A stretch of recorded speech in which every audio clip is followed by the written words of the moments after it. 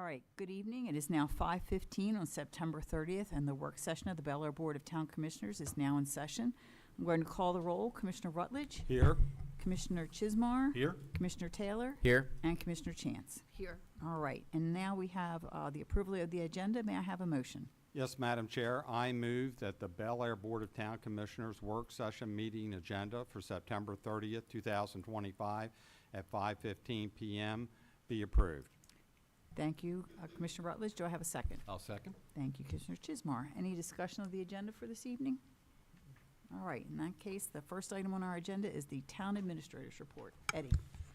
Thank you, Madam Chair. Good evening, everyone. Just three quick items. I know We need to vote to Oops. approve the agenda. Sorry about that. Just moving a little too quickly. A vote on the agenda. Mr. Krantz. Certainly, Madam Chair. Thank you. To vote for the approval of this evening's agenda, September 30th, 2025, Commissioner Rutledge, Aye. Commissioner Chismar, Aye. Commissioner Taylor, Aye.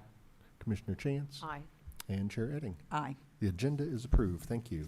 Good thing we have our Roberts Rules expert here. All right, now, Eddie.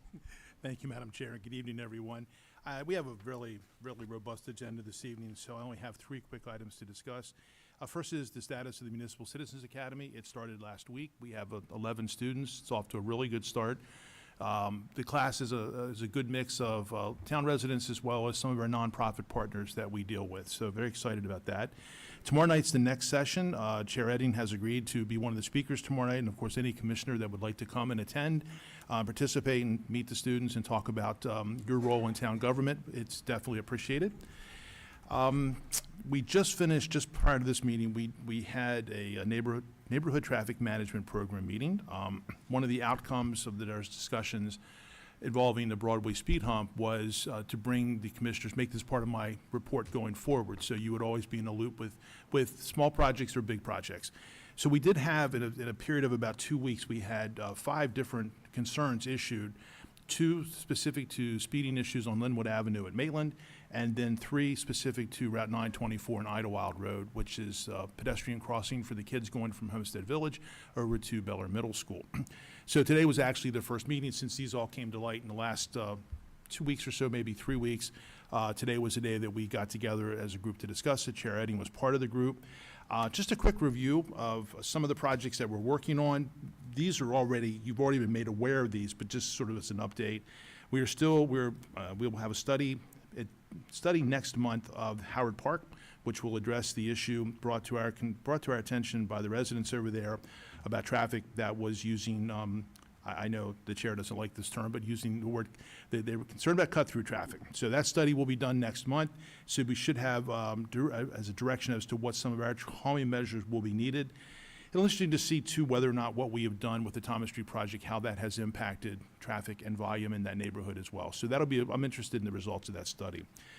As we've noted, the Broadway speed hump, that is on our agenda for later for further discussion. Giles Street has also requested, in addition to some enforcement action at the intersection of Giles and Eastern Avenue, we've also been discussing with them the potential of speed calming measures in the middle of that street. That could be a speed hump, it could be our speed cushions, or it could be other initiatives. That's still under review. We've also received a request for traffic concerns and traffic calming in the 300 block of East Broadway, and also traffic calming in the 400 block of East Broadway as well. The other 5 concerns that came up they do specifically, 2 of them specifically with Linwood Avenue and Maitland Street. One was requesting a 4-way stop sign at Maitland and Linwood Avenue, which is currently under review. And then the second had to do with speed on Linwood Avenue in the 400 block, which we did the measurements, we have to do the scoring. So those projects are moving along, but there's been no resolution yet.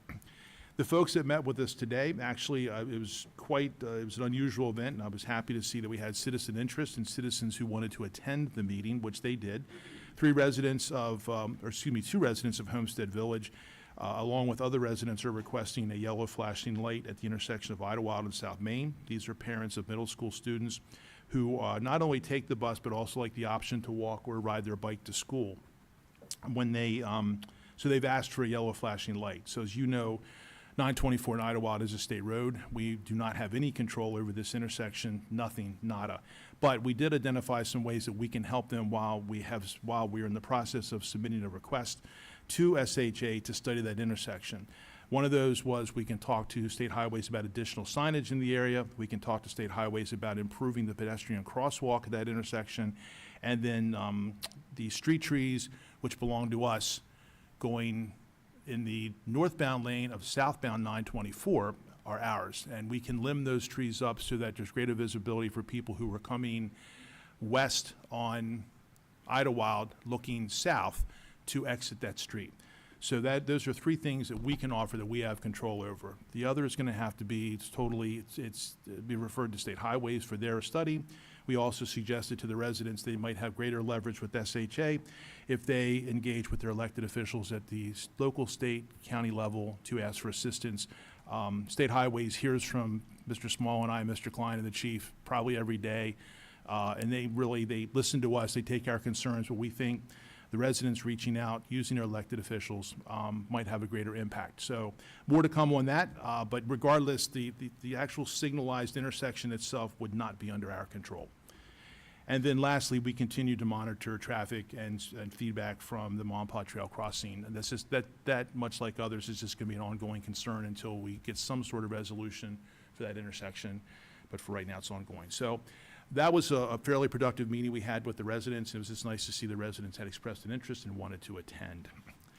And then the last thing, Madam Chair, is you should have gotten an email from me earlier today. You invited from Mike Hunnicky, who does a lot with environmental things in Hartford County. You may not have had a chance to read it yet.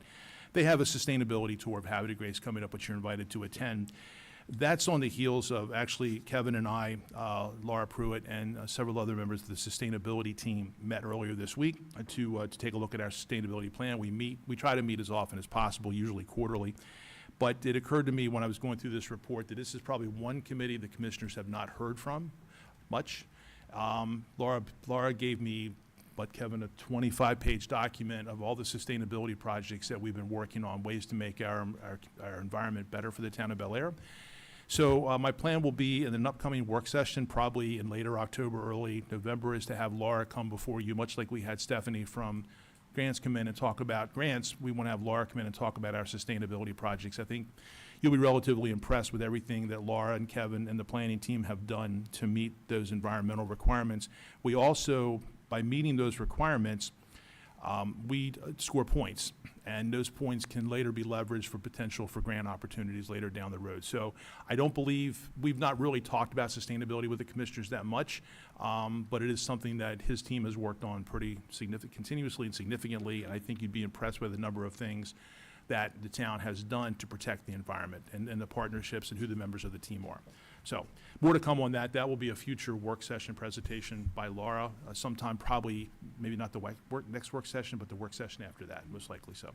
That's all I have, Madam Chair, for now. Great. Any questions for Eddie today? And I do note that that tour is going to be on October 22nd from 4 to 5:30 in Habitat Grace, so everybody can check their schedule to see if they can make that and if they're interested. But I'm very interested in hearing from Laura about what we've been doing for sustainability, because I think there's quite a bit that we don't know about. Yes. All right. Madam Chair, I would like to address the citizens that came in to speak about Idlewild and 24 or 22. 24. Anyway, I travel that every morning during the week to take my granddaughter, the second granddaughter now, to middle school. And that intersection is a disaster waiting to happen. It absolutely, positively is.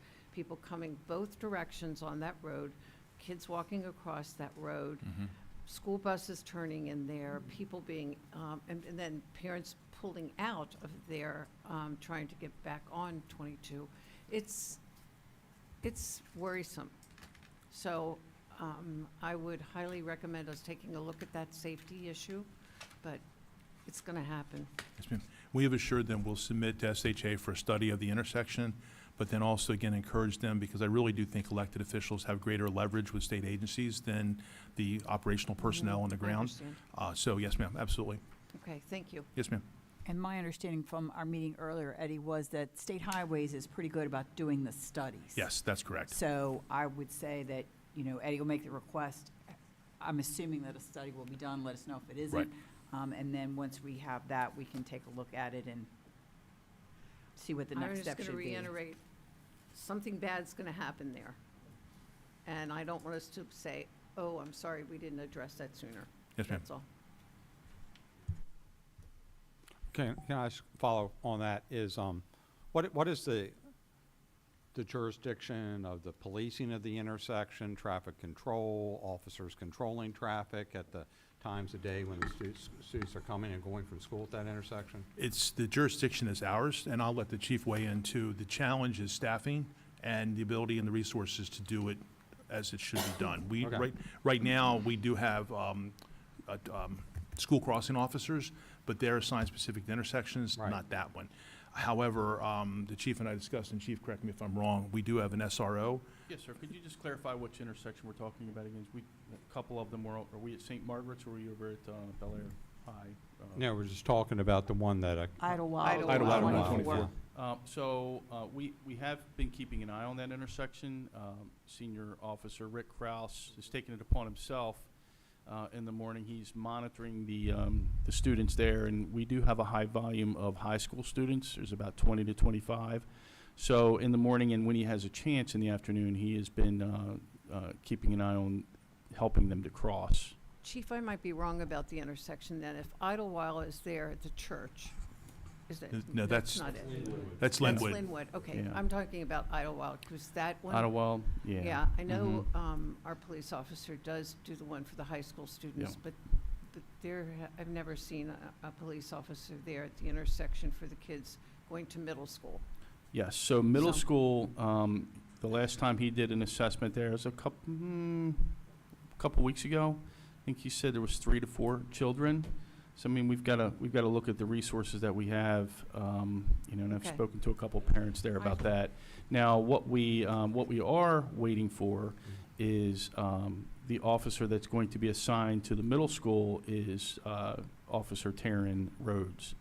So she'll be assigned there, but she's on pregnancy leave right now, Mhm. and when she comes back, we're expecting that she'll be over there to assist Officer Kraus Yeah. with the crossings. So, It's a hairy intersection, even without the kids Yep. crossing. It It really is, is, yeah. with the school buses coming and going, it's Yeah. a lot, so, Yep. thank you so much. uh-huh, Thank yes, you. ma'am. So, Madam Chair, Yes, sir. I'm sorry, I didn't mean to interrupt you. Commissioner Chan, so the intersection at Linwood and 924, the first one you referenced, is on the consolidated traffic plan. If you all have received an email to attend, if you choose, the elected officials to attend the CTP meeting, I don't have the date at my fingertips, but you all have been invited. I'm sorry? November 5th. Thank you, to November the 5th. So that would be an opportunity to hear more about that specific intersection, because that is on their plan, but it might also be an opportunity to combine two discussions into one if you're in attendance at that meeting. Okay. Kevin and I will be most likely participating in the tour later this month, but that meeting is solely for elected officials. So just FYI. All right, thank you. Sure. And the other thing that I learned at the traffic management meeting today, from actually one of the citizens who came, was that 924 is considered a barrier, so that kids that live on the other side of 924 do not have to cross it, because even though they live within walking distance by the school rules, there's an exception, and they are entitled to bus service, which may be why we're only seeing 3 or 4, crossing. Maybe there's kids that, just don't want to ride the bus and feel like walking to school. But no child has to cross that intersection. They can all ride the bus if they choose. Chief, did I understand you correctly that when your officer returns off of maternity leave, they would be assigned to Linwood and South Main, 924? So traditionally, they're not assigned there. And they take it upon themselves to do it. Now, there might be other responsibilities that they have to take care of at the schools. Let's say they have a meeting or something that might pull them away. But again, they try to be there the best they can. And, there's a lot of times that's a very busy part of the day. There might be other responsibilities taking other Right. officers off. So I can't say that I can put somebody there permanently, but they're Really? there as much as we can be. Especially if it's foggy or if the weather's bad. we definitely try to have somebody there for those. Okay, thank you. I Yes, will sir. say, I saw Officer Kraus out there working the intersections last week. It was between Mhm. about 6:30 and 7 a.m. Yep. And I just, I think it's important to emphasize that part. They take it upon themselves. I mean, Officer Kraus really cares about Yes. the safety of They're children. they're in our this town, kids, yeah. and we are that's- so yeah. lucky to have him. Yes, we are. We're very lucky.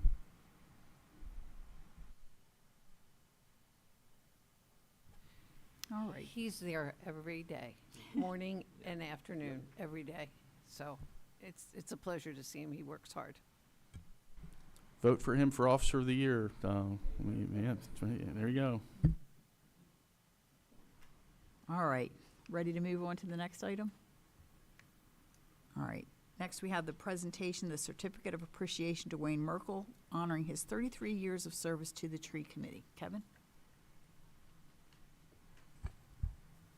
What'll happen is I will present a small token, a gift, and the proclamation during the meeting, and then the tree committee and their families will retire to the community room to have a little. For the cake Treat. that we never get to partake in. Yeah, that's right. You can.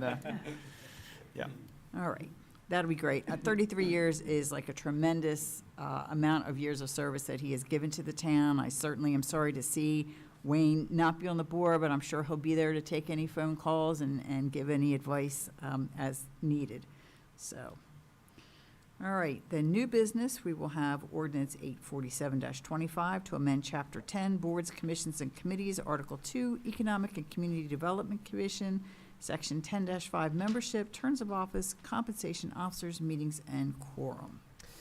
Madam Chair, this was unanimously recommended to us by ECDC themselves. This is some, I would describe these as some very simple, common sense housekeeping items regarding the nature and structure of the committee. So in particular, we're looking at, you'll see an artifact in the language from when ECDC was first established that describes the staggered nature in which they would be appointed. That is no longer necessary at all because the committee exists. And so it reflects the current standard, which is that members shall serve staggered 3-year terms with initial appointments of 1, 2, and 3 years. We also have the meeting of said commission shall be held at least 8 times per year, and additional meetings shall be held at the call of the chairman and at such times as the commission may determine. It was determined that 8 times per year was appropriate, reflecting the summer break that they customarily take, as well as the 1 month off for the October Town of Bel Air Awards, which is not an official public meeting because that's not a public ceremony, so it can't be a meeting of this committee, but they all get together and it's a big night for them. They do a lot for the town. Finally, we are updating the number of quorum. Previously, 3 members constituted a quorum, which is not a majority of the committee. Now, a majority of the voting members shall constitute a quorum for the transaction of business. At this time, I'll toss it over to Director Robertson to add anything that she deems appropriate. Thank you very much. As Commissioner Taylor mentioned, these are just really some housekeeping measures to be taken and pretty simple changes. This came about as we were it was recommended that we develop our organization and parliamentary procedures, rules and regs for the commission, and we noted these things in the code didn't match what we were actually doing. So we needed to make the changes to the code so that everything aligns, and particularly with the quorum, just makes more sense to have the quorum be the majority of members, as the number of members for that commission can fluctuate between 5 and 9. So. Yeah, that's really it. Pretty easy. And I did want to add in the draft, I apologize to everybody for not getting this out to everyone sooner because you're now just looking at it in your hand. But I do see here, as I was reading this, it kind of confused me, and I'm realizing why. Highlighted where members shall serve staggered 3-year terms with initial appointments of 1, 2, and 3 years. Angela, you can correct me if I'm wrong, but I feel that may be part of the artifact, and what we really want is members shall be appointed for terms of 3 years each. Happy to make that change if that's what you all would like to see. Well, so I think that because we currently don't observe appointments of 1, 2, and 3-year terms, we only observe. Correct. Right, so let's strike that sentence as well and change thereafter to just simply say members shall be appointed for terms of 3 years each, which is the practice that we currently observe, as this commission has long existed and there's no longer a need for staggered terms, because the terms are naturally staggered by the fact that whenever we appoint someone, they're completing a term of somebody else. Yeah, that makes sense. Yeah. But are they staggered right now when we look at that committee? Are they, of the 7 members, or maximum of not, was it 7 or 9? I believe it's a maximum of 9, but we currently have 7. Okay, it's a Members? maximum. Are their terms staggered now? Yes, So- I'd have to go back and look at where their appointments actually fall, but I know that we have not. I can say that in When we my do the time as reappointments, liaison, yeah. I've recommended the reappointment of 3 members. Right. So that's 3 people over a 2-year term. Mhm. So if you consider 3 people over 2 Right. years, yeah, I'd say they're pretty well staggered, just based on that. Right. I believe that they are, Yeah. and that's certainly information I have at the office and can double check to make sure that we're in good standing there with Right. staggered terms. But as Commissioner Taylor alluded, I feel like we are doing them at intervals, which Yeah. makes me believe that they are staggered. Right. And you 'Cause can, I would just direct you, Steve, to the committee positions expiring through February 28th. We do have 2 ones that are pretty close together coming up. We have Donna Dickey in mid-January and Chris Street in early February. But that is the closest together by far Right. that we've seen so far. Previously, we had Tucker McNulty, Bill Kelly, and Dodd Boyle, who have been reappointed during my time as liaison, and they were all each about 4 or 5 months apart from each other, Mhm. Right. if not more. Because this is something like for all our committees, we don't want to have we want to have them staggered throughout their terms. Right. So we have experience and newcomers potentially, so that we're not, refreshing a whole committee all at once, or half of it all at once. Correct. So that's why we don't, it's funny that this brings up a bigger question about, we don't have positions and then say, this position 1 of 7 or 9 on the committee, this is their date, position 2, and that way you have them staggered out over that 3-year period as opposed to getting clumped. Because if somebody resigns, we have been, as I understand it, we've been doing them, it's a 3-year term? Well, we just give them a 3-year term and not finish up the 3-year term of the person who resigned. So that's why we can get clumping if we don't have spreading out.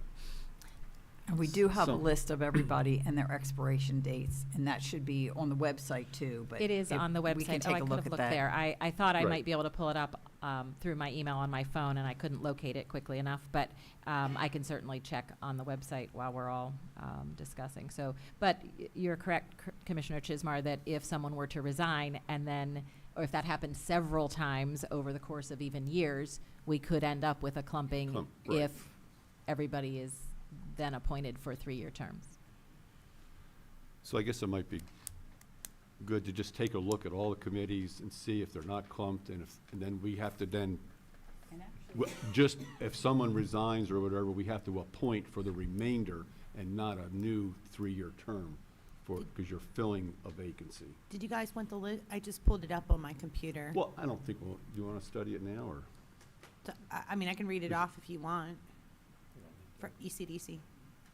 It's not, I'm saying for all the committees, not just Oh, ECDC. oh, I'm okay. saying I thought in she said general, this she is was a looking bigger for it. question than just ECDC, yeah. No, oh, sorry, Okay. I'm sorry.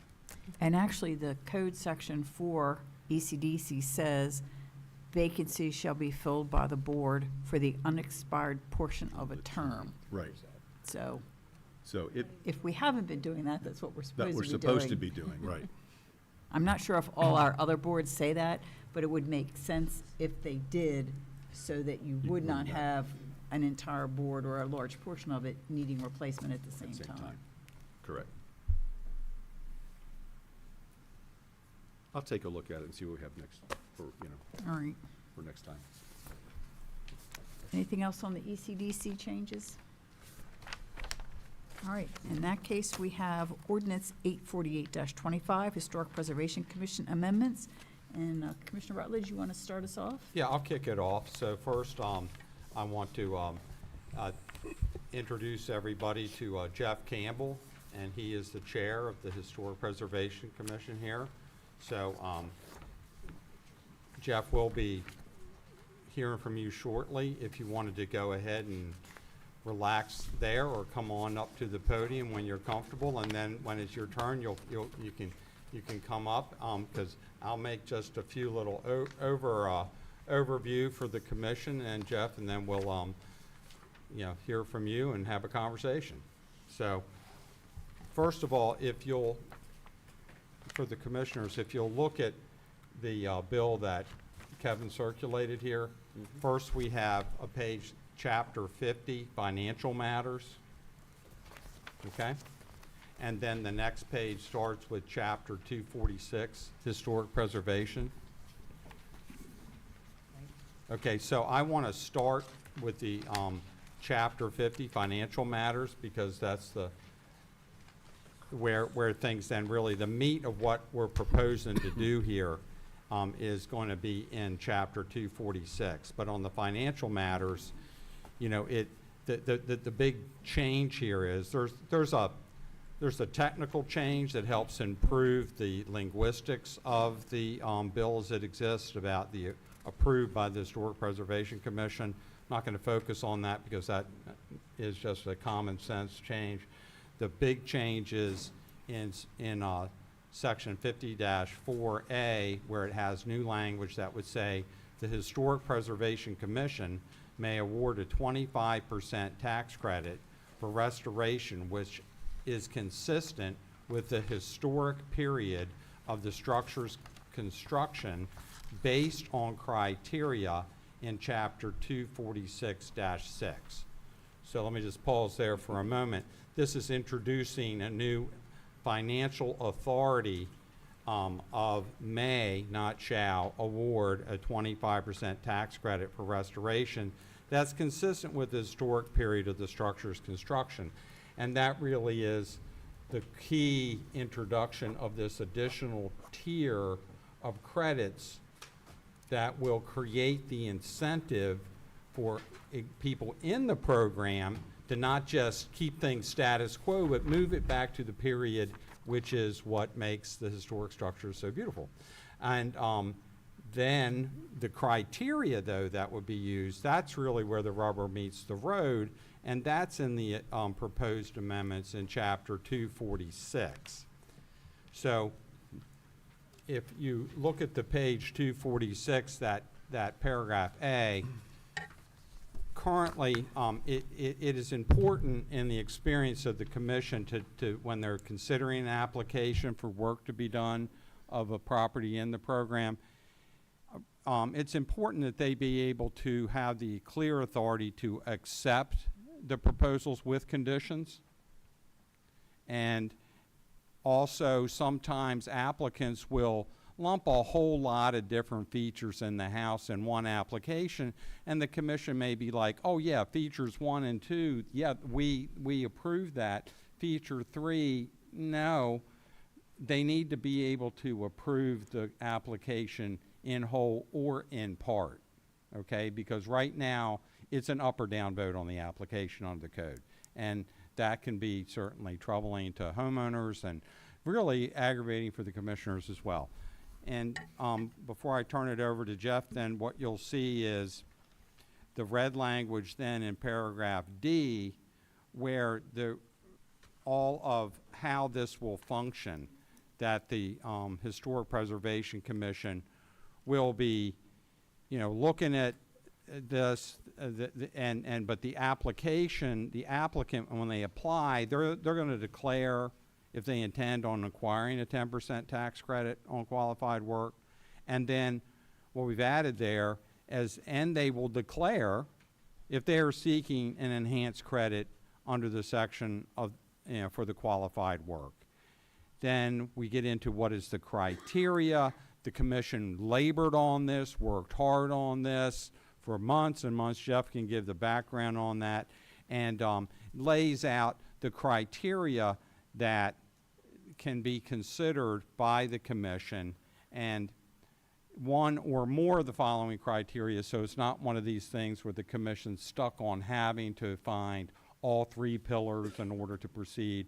But they can have a lot of flexibility in looking at it. So overall, that's our concept, and I wanted to turn it over to Mr. Chair Campbell. Thank you for coming. Thank you very much for having me. I would like to thank the commissioners for entertaining this legislation. I think it's long been overdue, specifically Commissioner Richardson. Obviously, he's our liaison. We have had some very starched conversations on and off. We had looked at doing many different types of tiers, kind of settled on this 2-tier system as a way to reward the or not necessarily applicants, but reward everyone who is in the program for giving them the ability to seek a higher tax rebate for maintaining historically preserved houses that are in period. So such as the Graham Crocker House on Main Street is an all-wood structure, and that's a very costly feature. And so we thought that was a way to reward them to being, keeping that structure that way. It was also a way that we felt to try to stimulate growth within the preservation program, to bring more applicants, more properties to the program. It was also a way to then stimulate existing properties that came in. We have to look at the properties as they came into the program, and that's the standard we hold them to when making decisions moving forward. Many of those structural or preserved houses are vinyl sided. They have very modern amenities to them. So we on the board discussed that not only was it that 25% was a good way to stimulate possibly an applicant or a member coming in and wanting to take vinyl siding off and put wood siding on if we determine that that's, what was originally on the house.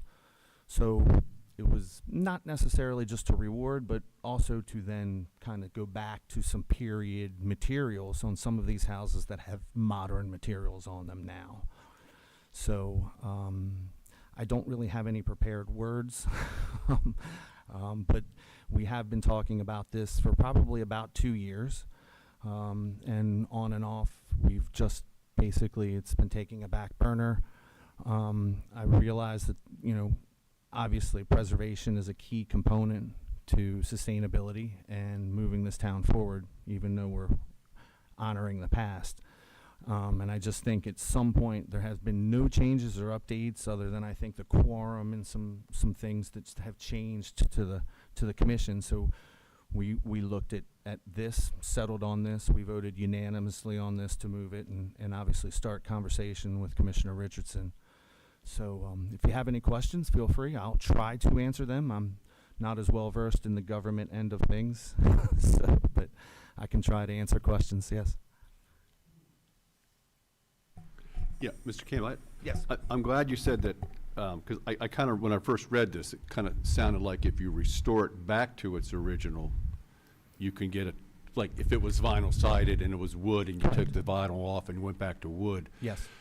That was the only case, but I think I heard you say that if you maintain, if it's already wood, which was the Correct. original, and you Yes. say you have to replace wood or whatever, that would also qualify for potentially qualify for the 25%. So it's maintain the original built materials or reverting back to the original. Correct. Now, if It goes house- both ways. If we're looking at a house with vinyl and it's replacing vinyl on vinyl and it came into Right. vinyl, it would stay at that 10%. It does Correct. not get that 25. Now, if it went to wood, if they opted to go back to wood, Right, which is the original material, original built material. or as original as we could get it. It's But, right. Yeah. Our resources are very limited. A lot of the inventory write-ups are not very detailed. We struggle. Right. I think some of us actually struggle to find a copy of C. Milton Wright's Our Hartford Heritage to look at some pictures that are in there sometimes. So, I'd be willing, even if a house had vinyl and I couldn't prove it had wood and they wanted to take it back to make it look more, I think our commission would probably vote Right. for that and would reward that, yes. Yeah. Okay, good. Because I wanted to make sure it applied to both. Right, I Maintain the think- wood or go back to wood if that's in that And I case, think yeah. in today's economy, with the, inflationary and tariffs and things along those lines, Right. it's getting more expensive to maintain, let alone go back. Right. So, yes, absolutely. I know it's a hypothetical, but how would you go about saying windows? Like you have, going for windows, if you went back to wood windows or replacing wood windows with wood windows, is it just Well, wood or does there have to be? The first thing we have to analyze as the commission is to whether or not they need to be replaced. Just because the homeowner feels or the member feels they need to be replaced, they have to and Kevin, help me if I'm speaking incorrectly, but we have to determine whether they need to be replaced. If replacement can't be found suitable, then a reworking or a remanufacturing, rebuild, much like the Historical Society is doing now, window by window. Right. So that's the first step, determining, Right. and then whether it's replacement or repair. And repair takes precedent over replacement. But like a wood Pella or a wood Marvin or a wood Anderson would not qualify for replacing an original wood. That would probably be something that would be left to the discussion of the commission themselves. I believe we didn't really set any guardrails as to what qualified as to the 25 and the 10, because some of it can be open-ended for discussion. We had a situation where we rewarded a current 10% rebate for landscaping because the previous owner planted bamboo, and the bamboo was growing through the foundation. And they actually had pictures. It's the Graham Crocker house. They came in on a long holiday weekend, and it actually had forced its way up through the first floor, through the pine planking. About that far. So really, landscaping doesn't qualify. We have no real say on landscaping. However, that landscaping was a remediation effort to save the foundation. So we as a board discussed it, and we voted to reward that, yes. Okay. Yeah, so along those lines, if I could, Commissioner Chismar, that the way that I observed during my tenure, this discussion proceeding, one of the things you'll see in this is that it's crafted in a way that the applicant can't say, oh, I'm entitled to it. We're giving the wisdom of the commission to have the sole discretion in making the determination. But then we give them not strict guardrails, as Jeff pointed out, but some understandable criteria that one or more can do it on. So like when you're talking about it's already wood in historic period and it needs to be repaired, they can consider, is it the provision of historic period appropriate materials, design, and or construction on any new work proposed, or use of period-specific construction techniques as a part of the installation or replacement of proposed improvements, et cetera, et cetera. So definitely, I observed they had that discussion, and and I think that clearly we have an excellent historic preservation commission with highly qualified people that are very thoughtful and take it very, very seriously. And so I think it's definitely a step in the right direction, on that point, and leaves a nice degree of latitude of judgment in the hands of the people who have a lot of expertise in this area. No, I fully support giving extra credit for maintaining the original building characteristics, the original building materials, or reverting back to it. There's so much of the town that has been lost, and there's not much of it left, from my opinion, and keeping it that way with giving this extra incentive, I don't think it's going to hurt our tax base that much, but it's certainly going to help out the homeowner and give them more incentive to do this. I know Ms. Pruitt looked at some of the numbers and applications. Not every applicant who applies for a modification through the HPC, ask for a tax credit, Right. which that's part of the reason the tax credit isn't to make life easier or to reward you. It's actually to offset the cost Right. of the maintaining or the replacement of, because we understand it's a little different cost than just slapping vinyl siding on it, Yeah. absolutely. Because if I, I'm sorry, yeah, there is a fiscal note, right. but to use General Assembly terms, that everybody has in front of them there. Yeah, okay, Yeah. good, go ahead, Steve. no, I was gonna say, because I was gonna ask about, I mean, at most, what was $8,000 in a fiscal year was what was given out for tax or for tax credits. And then you projected that out, over that is, well, what was the but even if you'd projected that out to be, that wouldn't all be 25%. That's all just what you gave. So only a portion of that would be a potential 25%. Correct. So you're really not going to increase it that much more than what we're I wouldn't doing think so. now, except for a few probably homeowners. We have a struggle now, actually getting people who are in the property. If you actually gave me a little money and asked me to place a bet, I bet you there's property owners in the town that are in the HPC and still don't know they are. Yeah. So I don't think we're gonna see a gangbusters, a litany list of 15 applicants applying for a 25% tax credit, but we're trying to at least make it a bit more robust. Right. All right, thank you. Thank you. Yeah, I did have a question on these numbers. Were these generated by the finance department? Yes, okay. I just wanted to direct my question to the right person. I assumed Yes. it was you, Lisa. I would be a little bit concerned if they weren't. So is that $9,500 number, what does that assume to get to that $9,500 number at the bottom of the sheet there? It's just the change, so you've got the total historical of 38,000, 10% of that, representing 3,800 of the 38,000, 25% of the 38,000 would be 9,500. So the $38,000 figure is what? The 38,000 is the amount of credits that we've given. So you've got to gross Right. that up to 380,000 roughly, because 10% of that.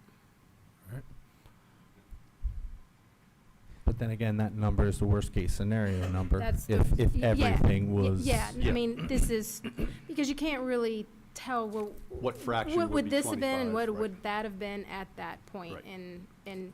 in time. So, again, I provided the planning department with the fiscal year history of, per fiscal year, as to how much those credits were at that point in time. So, can you describe how the tax credit is applied to the owners? sure, yeah. Bill? Again, it's the homeowner has 5 years to use the credit. So let's say the credit is $2,000 in total. And their tax bill is $1,000 for that year. That 1,000 of that $2,000 credit would basically wipe that $1,000 tax bill away for that fiscal year. They would carry forward the additional $1,000. And how is the $2,000 calculated? The credit? I received that information from the planning department, Okay. which, again, is done through the HPC commission. Okay. Yep. That's- So they that's- send me, I'm sorry, I didn't mean to cut you off, man. you're good. They send me the documentation. I just take it and apply the tax credit to their tax bill. And then I keep a running, I send the taxpayer a letter every fiscal year. So we hold back their tax bill, apply that credit to their tax bill. So their tax bill is accurate. It shows the amount that they should be paying. So it's the net number instead of the gross number before the credit. They also get a letter from me that basically tells them what they need to do, what this is, what they need to do, and it'll show their running tally on it. So if you have someone that is going to carry forward that credit for future years, each year they can see how much they're eating away at that total amount of the credit. So it keeps them up to date with where they are with utilizing that tax credit over the 5 years. Got it. Commissioner Taylor, the application comes in with an estimate, maybe sometimes several estimates for the work. It's voted on for the application process, and then once the work is completed, because sometimes work, for instance, on the Bel Air Academy, we approved something, I want to say it was 18 months ago or 2 years ago, and the owner of the property suffered a medical condition, so he's just getting back around to it. As Kevin can tell you, the price went up on $8,000, so we reanalyzed that. We then approve it based on the estimation. They come back in at the time, they submit their receipts to the planning department. Planning department obviously oversees those, sends them in front of us, and then we approve whatever that rebate percentage is at one of our meetings. And then that's forwarded to the planning department and obviously to the finance department. Right, so the tax credit represents that percentage of the cost of the work, right? Are you talking about the chart that was provided for you? Yes. Yes, sir. That was a total cost, and then what I believe Ms. Moody did was she estimated Right. this was the number of credits that was given, this is the number of credits that would be given, but I believe that's a full drop-dead number if all of those tax credits were at 25%. Absolutely. So I'm just trying to understand where the numbers on the chart came from. Are the numbers on the chart the amount of each repair that was approved in each fiscal year? No, so if we just look at fiscal year 26, for Mhm. example, that's the total amount of credits Mhm. that were given back that fiscal year. Right, okay. Only, just that fiscal year. At They are 10%. not the amounts that were 4 or approved 5%. that year. They're actual tax credits that are on the tax bills. Got it. Okay, so they're the Okay. ones that were dispersed. Exactly. Got it. Yep. Okay. So moving forward, like I had mentioned, the $380,000. So again, the tax credits represent 10%. So the total improvements within this 10-year period is $380,000. Right. You multiply that times 10% to get to the 38,000, and then that's divided by the 10 years to get it Mhm. on a per year basis, which is Mhm. the 3,800. It would work the same way with the 25%. But then the numbers, the amounts that you see by each individual fiscal year are the credits that were applied to the Okay. tax bills for that year, not That's what I what the was total looking amount for. was approved. Okay, that makes perfect sense. Thank Okay. you. Thank you very much. Yeah, of course.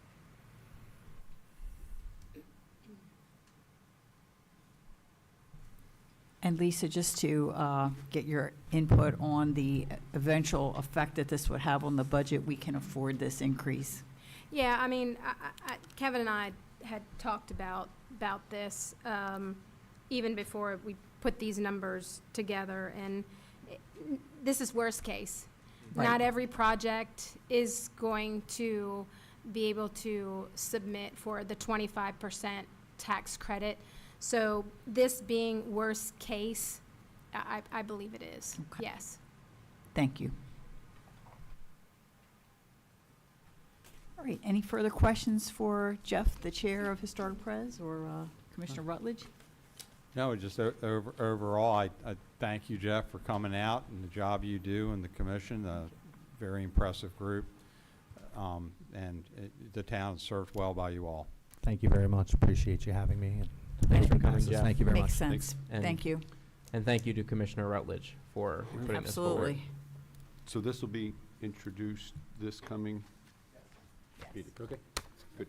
Just want to know timeline. All right, next we have ordinance 849-25, acceptance by the Board of the deed to the North Shamrock Road Sewer Pumping Station. Is this you, Liz, or is this Mr. Klein? That would be me, ma'am. All right, So, recently, the town has been doing some housekeeping, and we did a boundary study to make sure that we had the town's boundary up to date. And when we were doing that, we found the piece of property that was never deeded to the town. The piece of property is a very small piece of parcel, and it's directly underneath the Shamrock pumping station. So we went to the existing state of the property, past property owners, and they have granted us the piece of parcel and given us a deed for that piece of property. So I was going to ask for your approval to accept that grant and bring it in as a piece of town property. think that's a terrific idea. Thank you. I do, especially. Anybody else have any questions about the pumping station? No? All right, thank you, Steve. Next, the Toughbook laptops purchase. Chief?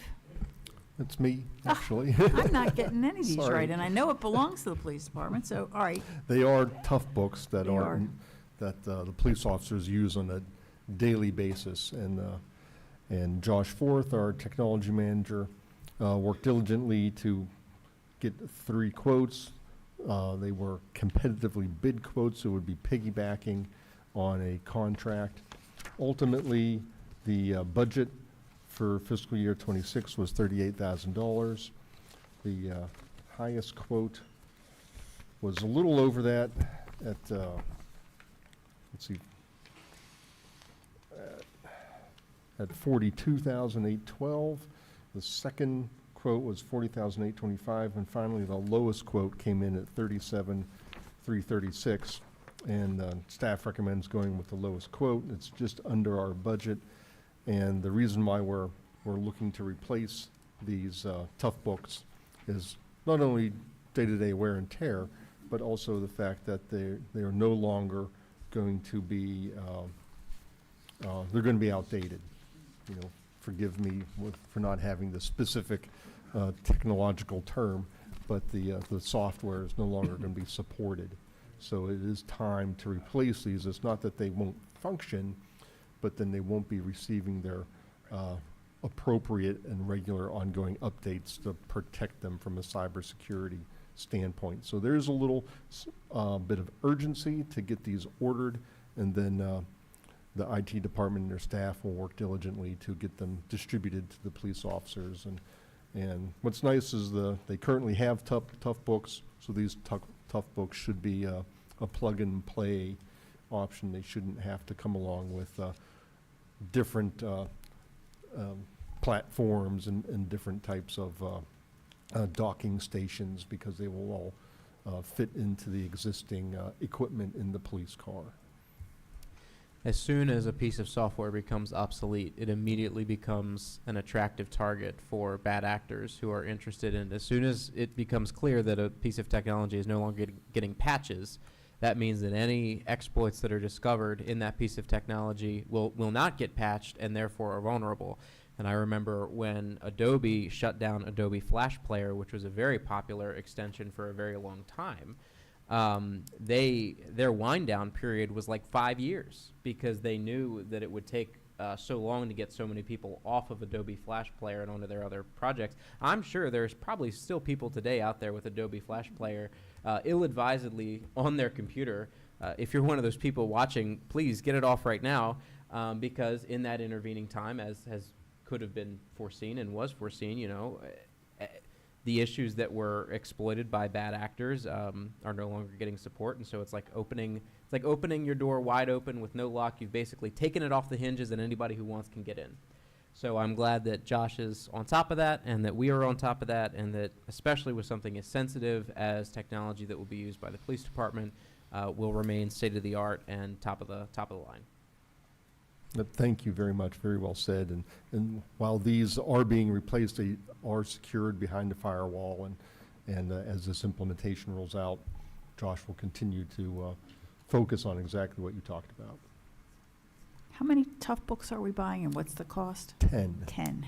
10 tough books for $37,336.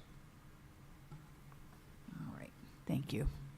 Oh, and excuse me, I was incorrect. We do have to buy some docking stations. Looking at the quote, as a matter of fact. So it looks like the vendor has appropriately modified their device, so it will require additional docking stations. Okay. So, well, that's included in the $37,336.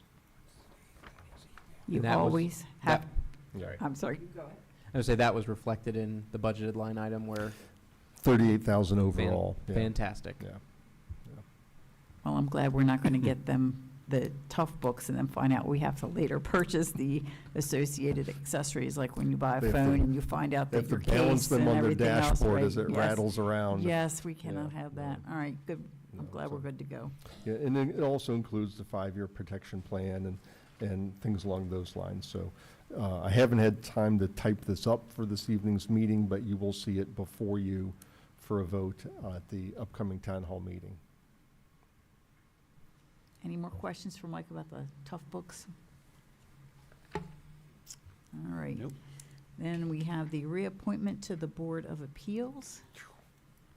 So, Yeah, that would be Rick Garrity. He's the chair, current chair. He's agreed. okay. Right.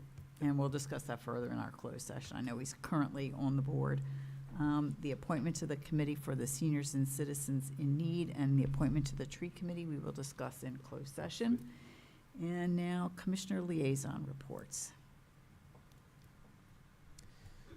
Well, you just heard mine in person. There you go.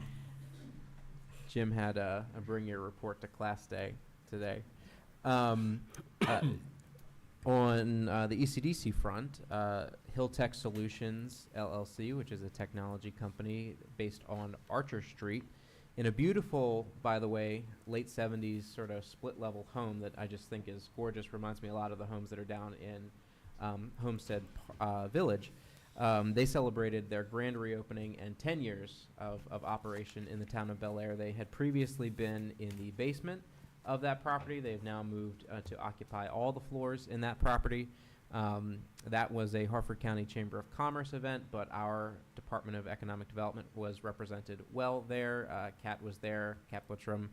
We had a great presentation for them. I was joined by Commissioner Chismar and Administrator Hopkins. Very solid turnout for sort of a rainy Thursday afternoon that they had, but the weather held. It certainly did not pour on anybody. And Vagabond showed up with their sandwich truck. It was lovely to see local business connecting like that, and it was a lovely afternoon, cloudiness notwithstanding. Angela, am I missing any other ribbon cuttings in the last week? I didn't check my calendar. I normally check my calendar beforehand. I know we had Wild Bills recently, but I don't know if you reported covered that out one in on the that. last one, Then yep. that was Okay, the most recent good. Yep. prior. Fantastic. And I know we've got another chamber one coming up, but I will cover that at the next work session. Just for the Planning Commission, that'll be meeting this Thursday. They'll be going over 2 projects. One will be the assisted living facility that they're proposing at the intersection, right there, Homestead Wakefield Elementary School at West McPhail and 924. And then the other one is the redesign of actually it's a rebuild of the Taco Bell down on Baltimore Pike. So if you're interested, please come to hear those and voice your opinions. So are they totally Love rebuilding the building? They're That's what I tearing down understand. Taco Tearing Bell, down. Oh, wow. rebuilding a completely new one. Okay. In the their- same in their new location. image. All right. The assisted living is an extension of an Right. existing, Right. already approved plan. Right.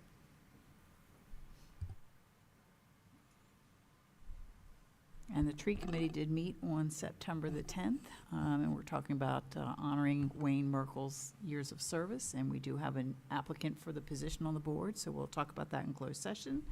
And was there anything else, Kevin, that we covered of substance at that meeting? We did just get bids in for the trees that are proposed to come in this fall, and you'll talk about that next week. All right. More trees, always a good thing. Our canopy. Any other reports from the commissioners? All right. Staffing update. Mike. Thank you, Madam Chair. We have one position, a laborer actively posted and accepting applications in the Department of Public Works.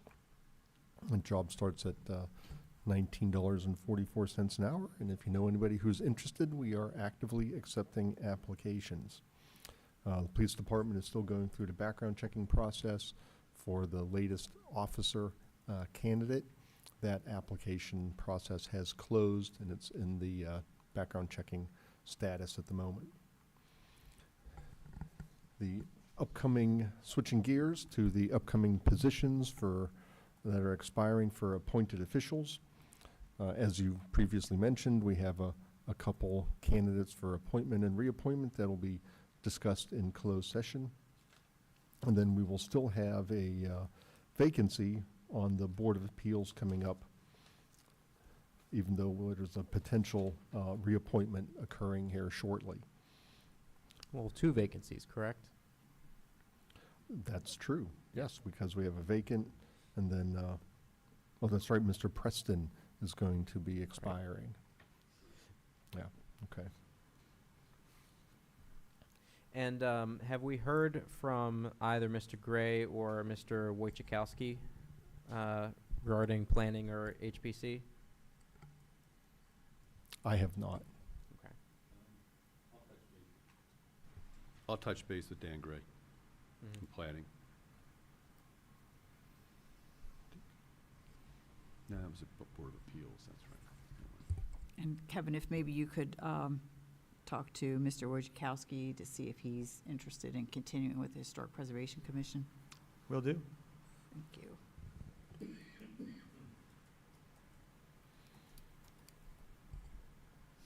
And I will talk to Graham Becker just to get a little ahead of the curve.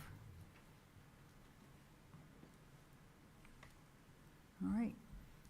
I think we're pretty much caught up on that. All right. And then we have the calendar. I'm not sure why we printed September, because tomorrow morning, it will be October. Uh-oh, we are now starting to see December being printed out, which is a little scary. Fall is here. So as far as calendar items, there is October the 3rd in the evening, a Fred Ward celebration of their 70 years in business. We were going to be giving them a proclamation during Economic Development Week, but because they are having this on Friday, I will go to it. I am happy to have any company that wishes to join me. I believe we all got an invitation via email, so take a look at that, and if you'd like to join me, let me know. I responded to that, I believe. Did That you? I'll be, well, maybe not to the town so much, but to Frederick Ward. So I will be attending. You'll be there on Friday? Great. Mhm. All right. Good time to plug Coffee with Cop tomorrow morning from 8 to 10 at Newberry Bakery. It is a beloved community event. I know I'll be there. I know the mayor will be there. I'm sure some other commissioners and fun folks will stop by, but the real star of the show will be the BAPD, and it's brave men and women who keep us safe. So that's a great community policing event, and I hope as many people who can make it show out, both to support our department and a great local business. It's a great opportunity to just meet the local officers and say hello, shake their hand, and apparently it's an opportunity to get a mugshot taken. Get your mug shot. Get your Yep, mug shot that's it. Yes, without ma'am. the silver bracelets. That is the best thing going. Only mugshot you're going to really want to show your mother is the mugshot tomorrow at Newberry Bakery. Some so. people might not want that. Some people might not want that. But it was a very funny social media post. My tip of the hat to the folks that are doing that for the Bel Air PD. They're doing a great job. I thought that was very creative and very amusing. So I enjoyed it. I'll be there. Are we going to have any Bel Air Police Department swag? Yes, we will have, we're kind of running a little short, but we're going to try to give the rest of what we have out. All right. And go from there. Yes, ma'am. All right. Yep. So come and get your picture taken, have a coffee, shake some hands. The other thing that we have going on calendar-wise is the Municipal Citizens Academy, which is that Wednesday or Thursday? Wednesday, which is tomorrow, from 6:30 to 9. I will definitely be there. Eddie will be there. We invite any other commissioners that would like to come. Great, I love company. It's a great opportunity to meet all the people that are interested in hearing just how the town works and asking questions and getting to know some other folks that may not have met before. So that's all the calendar things that I can think of that are that Child Safety Fair, that is true. That is on Saturday. And what time is that, Chief? Oh, geez. Oh, 11 to 1? Yeah, let me see. Just let me And that's double at the check Bel Air real quick. Armory? Yes, yes, And it- ma'am. And it is completely free, and you can come, and there's some fun children's activities, and you can get photo IDs taken of your child and some other things. Yes, ma'am, 11 to 1 o'clock. Yep, that's what it says, the Child Safety Fair at the Bel Air Armory. And then there's a couple other things that day.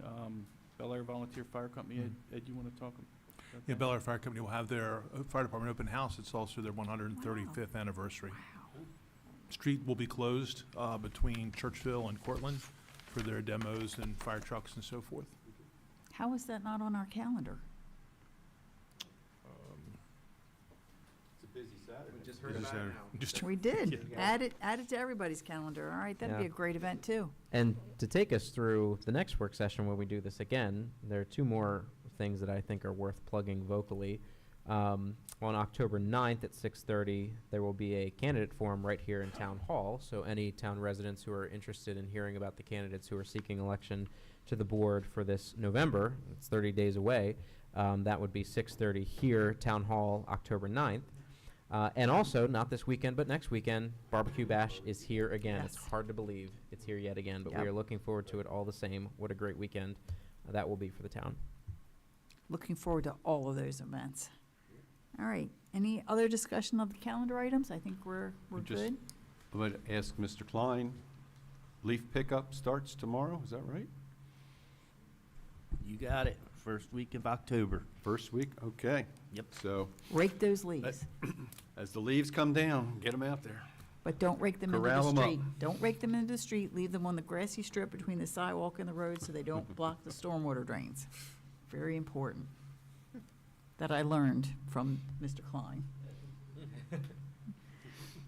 But the leaf truck can still come and vacuum them up off All the better. grass. They just disappear like magic in town.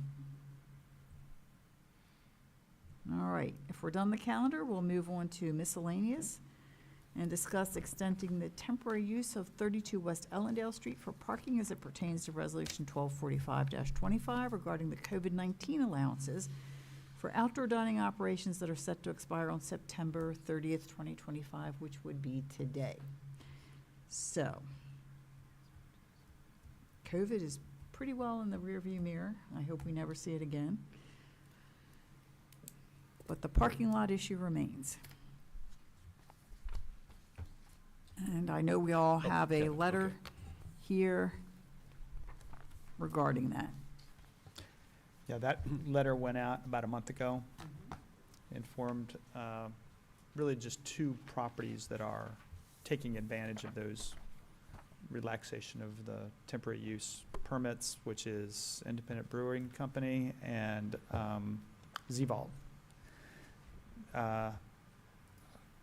Based on what my conversations with Independent, they're moving to take down they've already moved, I believe, to take down their tents. And they're moving to reestablish the parking on-site.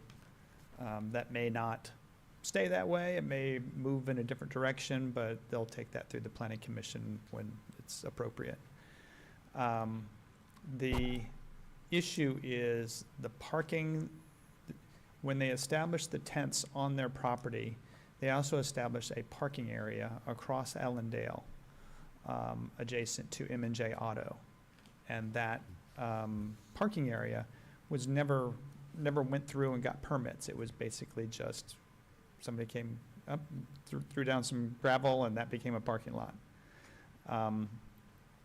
Lots of things need to be done to establish that as a real parking lot, or it has to be returned to the way it was prior to it becoming a parking lot.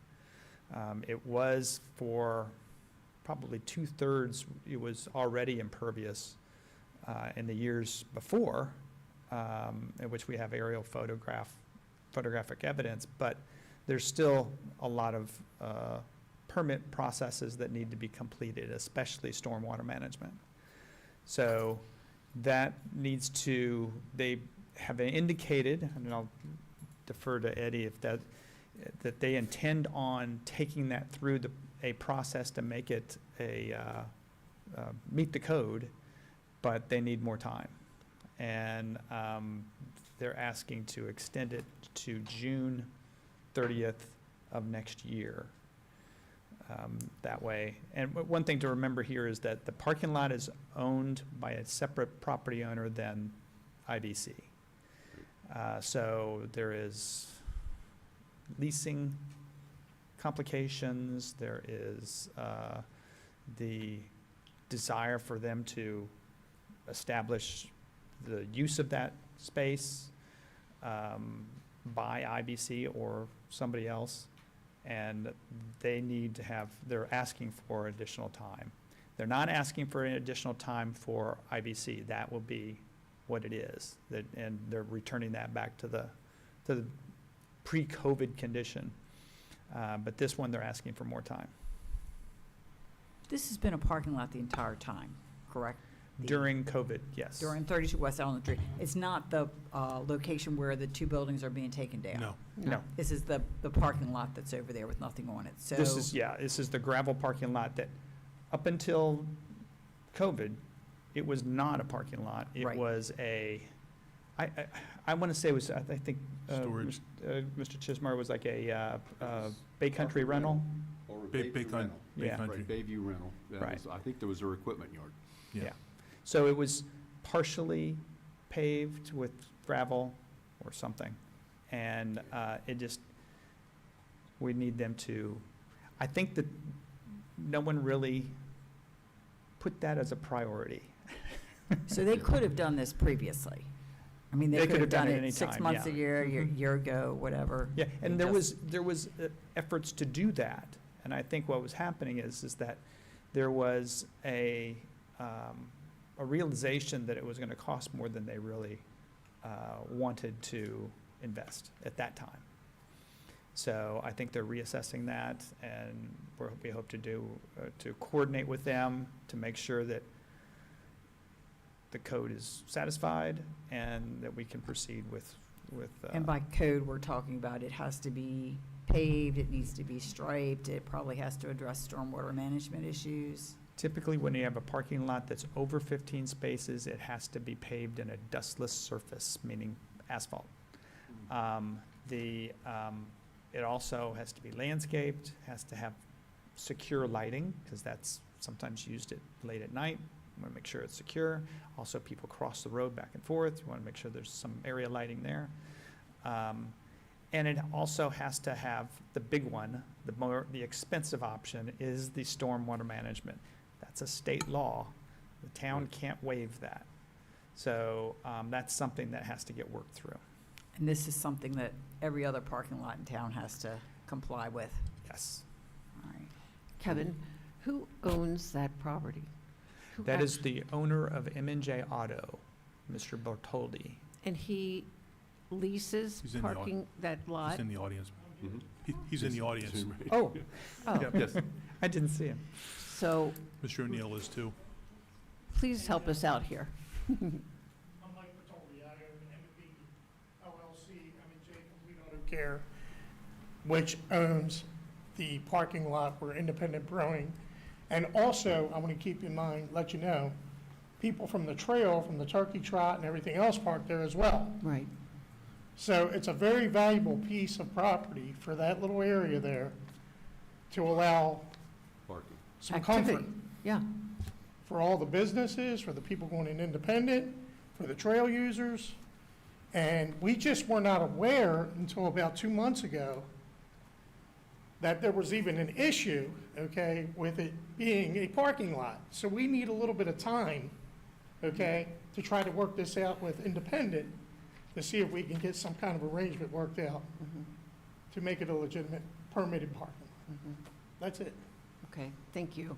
Thank you. It is a well-used piece of property. I mean, Independence certainly uses it, but to the gentleman's point, people on the trail, especially weekends, when it's really busy on a pretty nice weekend day, there's a lot of parking going on there. I do think it's valuable to the citizens for, use on the trail, but also Independent. So I would really love to see it somehow get worked out here, because I understand what you're saying about paving and all that. It is an expense, it definitely is. But I don't want to see us shut it down and then have many, many, many people parking on the side streets, Gordon Street, William Street. I think that would be an upset to the neighborhood. So I know there's a lot of how do we figure this out kind of thing, and then the financial part of it, but it is a piece of property that I think is really valuable to a lot of different entities, So, not just independent, is my point. so, I'm just a concerned citizen that lives in the town of Bel Air, and I think it would be really, really appreciated from a lot of the town folks that live around Independent Brewery and the area there, that they get a chance to possibly work out so that they can get that parking area up the bar. In the meantime, it will alleviate, because the holidays are coming up, and I just don't want to see people, like Mary just said, parked in the streets. We're very Right. limited parking in the town of Bel Air, and I think that that parking area has been a great help, especially for me using the car wash. And there's always, in certain times, those cars are all parked on the side of the road there. And even when you go out to the trail there, it's hard to see around. It just alleviates a lot of parking issues, and then you don't want to see the parking go further away from town. Yep. I just think it's a great idea to give them time, and we would appreciate, I live right near there as well, so I'd rather see them parked in there than in the streets. Director Small, could you walk us through Sure. the history of the extensions that this property has received? I think there's been, Mr. Krantz might know better than I would, I think there's been 4 Mm-hmm. total extensions. Right. It- Over the period of maybe 5 years. 5 years, Somewhere right. around there. Right. I think this started in late 2020. And yeah, you can tell that I'm not as, I actually didn't bring a copy of the now expiring legislation with me, but Director Small is. it is attached to the is letter I right. sent. It all Right. initiated with COVID, as restaurants and businesses are being shut down and patrons were being forced to dine outside. That was the impetus of it. And as the county and other cities and other municipalities followed the governor's direction, these types of allowances were made. As COVID subsided and it became evident that it was now safe to return back indoors, it was difficult to quickly remove these allowances. So extensions were granted both at the town and at the county level. And frankly, at the county level, I think they're still considering making some outdoor dining potentially permanent. But at the town level, we haven't quite reached that, nor do we have that type of, same type of magnitude that the county has on their end. So this is set to expire. And I would think this particular parking lot is simply just one single exception that could possibly be granted by the board outside of the other regulations that will expire today in terms of the outdoor dining and Right, the, COVID-related types of allowances that were made.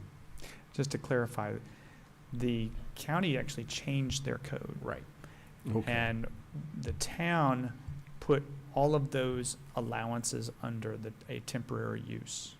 Right. And they just extended the temporary use, which was, I think, much easier to administrate than actually changing the code and then maybe having to change it back. That allowance, certainly we don't oppose extending all the way to June, especially if it's just for that parking area. It would still be considered temporary use. It couldn't be permanent because it would be violating our code several different ways. But I think it would be something that would allow for some time for Mr. Bottoli and IBC to coordinate some kind of arrangement to make everyone whole. I think there's, DPW would need to work with them on how to do stormwater. Everything else, though, is relatively simple and straightforward. So do they have to go before the planning commission for the parking lot design? With landscape, the landscaping, lighting, all that Yes. stuff? Or is that would just be done through you as the They would, zoning administrator? they would have to go through, they would have to go to planning commission because they would be counting, because I would assume IBC would be utilizing that parking so that they could build on their own, on the property that they On the currently have. existing lot? Yeah. Right, where the tents were? Yeah, so that would mean that they're going off-site with their parking. That's something the planning commission has to approve. Okay. Any So it's off-site not parking. just- It's not just so, what I'm trying to get is like a timeline. I mean, how long is this going to take just from the bureaucratic point of view? And then we also have the design work From that the has to approval be point of done. view, it's relatively straightforward because it's just the planning commission approving whatever development is on IBC itself, if there is any, and then approving the off-site parking. Right. The construction's a little different, but once it's under construction, again, it's somewhat vested at that point. So you Right. get approval of the engineering drawings to go through and have that happen, which is a parking lot. It's going to be relatively straightforward. I think, June of '26 is enough time to do that. Okay, because that's what I was getting, because the letter from Mr. Bertoli and Mr. Rudy were saying that temporary allowance to use of the property for parking lot until June of '26. Now, does that mean, is June of '26 start of construction? Because once they start construction, the parking lot is no longer a parking lot. I mean, Yeah, we would- can't use it as such. We would look at it as if construction started in June of '26, they are vested at that point. Therefore, Okay. there is no, because they would have already had their approval, and they've already had their engineering, their final plans done. So that everybody would be in good shape to just proceed at that point. So it's start of construction. So that June 30 date would be start of construction. Yeah. So would it be best to do this with like we did before, with a temporary, or an exception or a resolution? It would be, Or a temporary UNO, or would be the best thing? I think it to would do? be an extension of the temporary use that you've been extending Okay, for the last couple of years, but we would have to greatly Mike would have to greatly modify it so that it's limited to just that property and it's just that use. right. My own recommendation is that we would just draft a completely separate resolution specifically for this one exception. And I think I would eliminate any references to COVID or things like that. This seems to be something else entirely. I do see attached here is a letter from October 4th, 2024. So that is, a year ago. And says, since our last letter dated August the 7th, 2023, we've not seen any submissions regarding the expanded area for dining and bar associated with the 2 tents or the temporary parking area on the Bertoldi property, which you also lease. I don't have all the dates in front of me, but my recollection is we have visited this more than once. There have been letters going out saying that this one says, the resolution will expire on March the 31st, 2025. And then we extended it again to September 30th, 2025. And here we sit, and not one thing has been done on that parking lot, which could have been done well over a year ago. They could have a parking lot by now. So I am not happy with the way this has been proceeding, with us being constantly telling the owners, you need to address that parking lot, an expiration date is coming, and then when it comes, they come back in and say, we need more time for the parking lot. That's not a way to come before the board. I am not inclined to offer any further extensions. They've had plenty of time to address that parking lot issue, and they just don't do it. Why would they do it this time? Every time we get up to the deadline, we say, oh, we'll give you another extension. And it's not fair to the other businesses in town who have to have a parking lot that's paved, that's striped, that's landscaped, that's lit, and that has a stormwater management pond. It's not fair to them.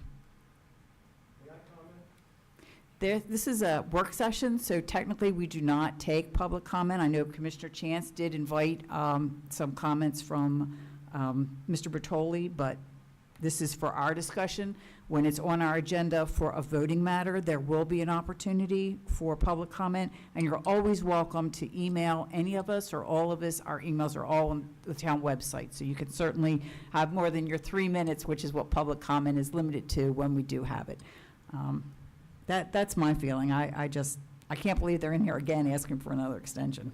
Well, I would like to say that in my own personal view, as I've driven by there a number of times looking at it, I personally believe that there has been work done to that parking lot. No, it's not paved. No, it's not striped. No, it doesn't have landscaping, but there's appears to me that there's been new gravel put down, and it is certainly in a better condition than it had been for a number of years. Am I wrong about that?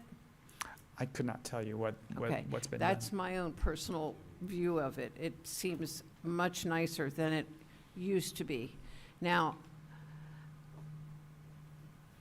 if we get into it's got to be all of these things, it's not something that gets used 24 hours a day, 7 days a week either.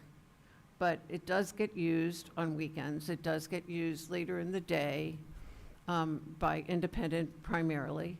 But I'd hate to say that we're going to say, we don't want to listen to it anymore. We've already extended it enough times. I think that is harsh in my own personal opinion, and that it doesn't help businesses to say that. They've been through COVID. They've had all kinds of other issues, and they've had to put up with the 2 buildings that were just recently taken down, and all that parking space was not available to them. It's just, I'd like to see us be more understanding of businesses at this point. My personal opinion. I will say, as the author of the most recent extension, the 6-month extension from March to September, there was definitely a very clear understanding at that time when we passed it that this would be the final 6-month extension. That being said, that there were a lot of, wishes about what would occur at the property across the street with the McComas property. That took a lot longer than I think we wished that it did, but it's done with now, and so, maybe we can look at that as a way forward. I'll say this. Any discussion of extending this is moot because it expires tonight at 11:59 p.m. So there's no possible, we couldn't even legally extend it if we wanted to, because we don't meet again in that capacity until October 6th. And at that point, it's not an extension. It's just we're passing a new bill, because the thing has already lapsed. So I'm not shutting down any possibility of working out a solution. After having authored what we all agreed on as the final extension, I don't think that that's the solution, because we made it very clear what was happening back in March. But I'm not opposed to working out some solution. I just don't see this as the best solution. But again, I'm going to have to sit down and have a much longer conversation with all the stakeholders personally to just get a better idea of where we are. Something that can't be accomplished in a 3-minute venue where we're sitting up here and everyone's sitting in the audience. That's not the most conducive to conducting business here. So I'm certainly going to be reaching out. But as of today, we both can't and probably shouldn't just look at another blank extension, because again, it's September 30th, and that was the understanding, is that particular era would end on September 30th, and that's been known for some time. So that's where I am on this. I don't think that another blank extension is the right answer, but I'm not shutting down working together on a possible solution. So, and in that vein, I agree, Commissioner Taylor, that we cannot grant an extension because we just can't do it. Time's run out. Time's out to ask for an extension. Midnight tonight, boom, that's it. Cinderella. Everybody knows the story. So it is talking about whether or not some new legislation, some new type of relief can be granted.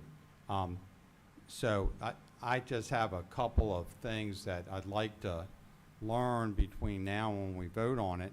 One is, certainly I'll take, Mr. Bertoldi made it clear that he wasn't aware of any of these requirements until just recently. The letter addressed to Mr. Rudy and Mr. O'Neill specifically says, if the 411, 421 property across Main Street or 32 West Allendale across Allendale Street were to be permanently developed as satellite parking for IBC, it must obtain approval from the Planning Commission, provide improvements which apply to all properties in town. This includes asphalt surface, landscape lighting, striping, curbing, accessible parking, etc. And we are talking about the 32 West Allendale property right now. Is that correct, Mr. Small? Yes. So I'm a little surprised that, knowing Mr. Rudy and Mr. O'Neill are both high integrity people, that they wouldn't have immediately shared that information with Mr. Bertoldi a year ago. But clearly, they did not, according to Mr. and Mrs. Bertoldi, who are shaking their heads confirming. That piece of information was not passed on. That, to me, is just, I'd like to know the explanation for why not. And you'll have an opportunity, Mr. O'Neill, to submit further information on that, because, you know, in our experience dealing with one another, I'm just surprised that immediately there wasn't a conversation going on with Mr. Bertoldi that, hey, you know what, if we're going to like use this parking lot, we got to get rolling, man. We got to get hopping. And then for the final extension speech in the spring, I thought it was very crystal clear. Couldn't rely on a further extension, and you can't, and the extension's gone.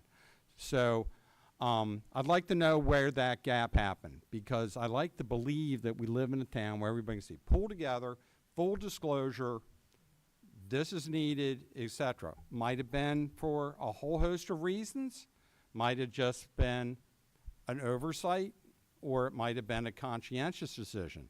I'd like to know the truth about why there was not that discussion before I vote on any solution here. And my second concern is really for legal counsel to look into at some point is, can we pass a resolution that blows away the state law on the stormwater management? And I think the answer to that's clearly going to be no. But like, what are we doing here? We're going to pass a law that's saying that, yeah, you can do it, but wink, wink. It's okay with us that you break state law. I don't know if we can do that. You know, so I'd like to know more information on those 2 points before we vote on anything here I think I'm, in the future meetings. I'm pretty confident in saying two things. First, the board is not authorized to pass any legislation that contradicts state law, period, whether we're talking stormwater management or anything else. They have to comply with state law. That's their obligation, and we cannot undermine that. The other thing that I want to point out that Commissioner Taylor just pointed out, that resolution expires at midnight tonight. It's gone. It's gone. I want you to kind of think about this for a second. There is not one project in the town, there is not one zoning problem in the town that this board has sort of said, I'm going to pass a resolution so the law does not apply to you. They have avenues, and that avenue is either to comply with the code or seek a variance or a special exception, or excuse me, really a variance from the board to say, I can't comply. They have those avenues, and they haven't done anything. They haven't submitted anything.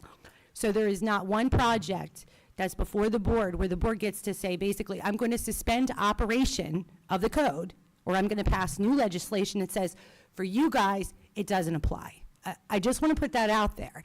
That's really suspect, especially when you have an owner that hasn't taken any proactive, as I understand it, actions, and Kevin has done an excellent job of documenting what is happening and what the ramifications are. So the state law is they have to comply. They have to do it. They're going to do the parking lot.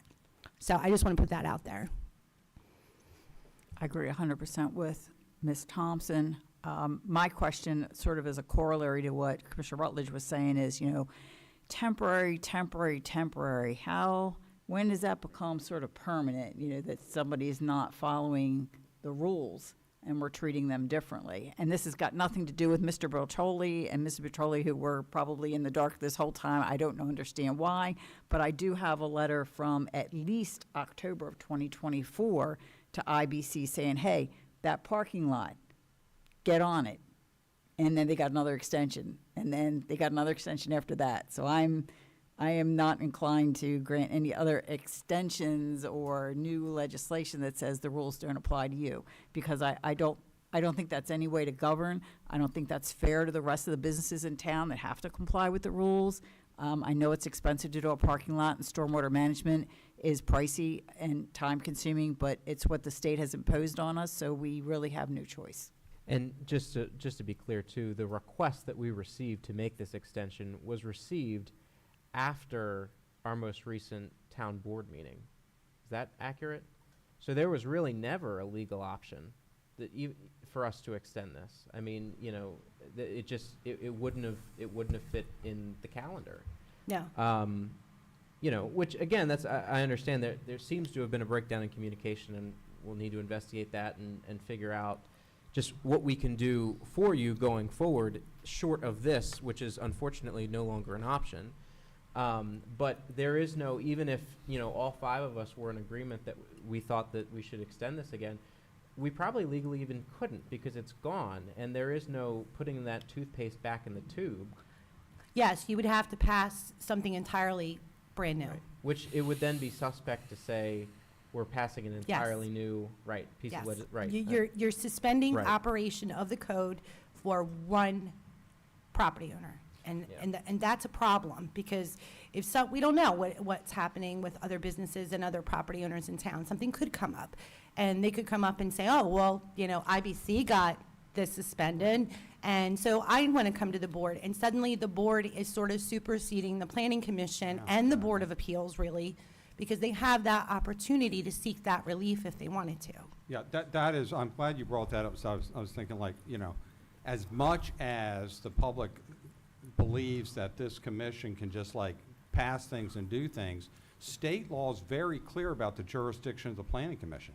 Jurisdictionally, I think you're before the wrong court. Yeah. This thing should have been before the planning commission. And we have to be cognizant of our limitations of power and authority that we have.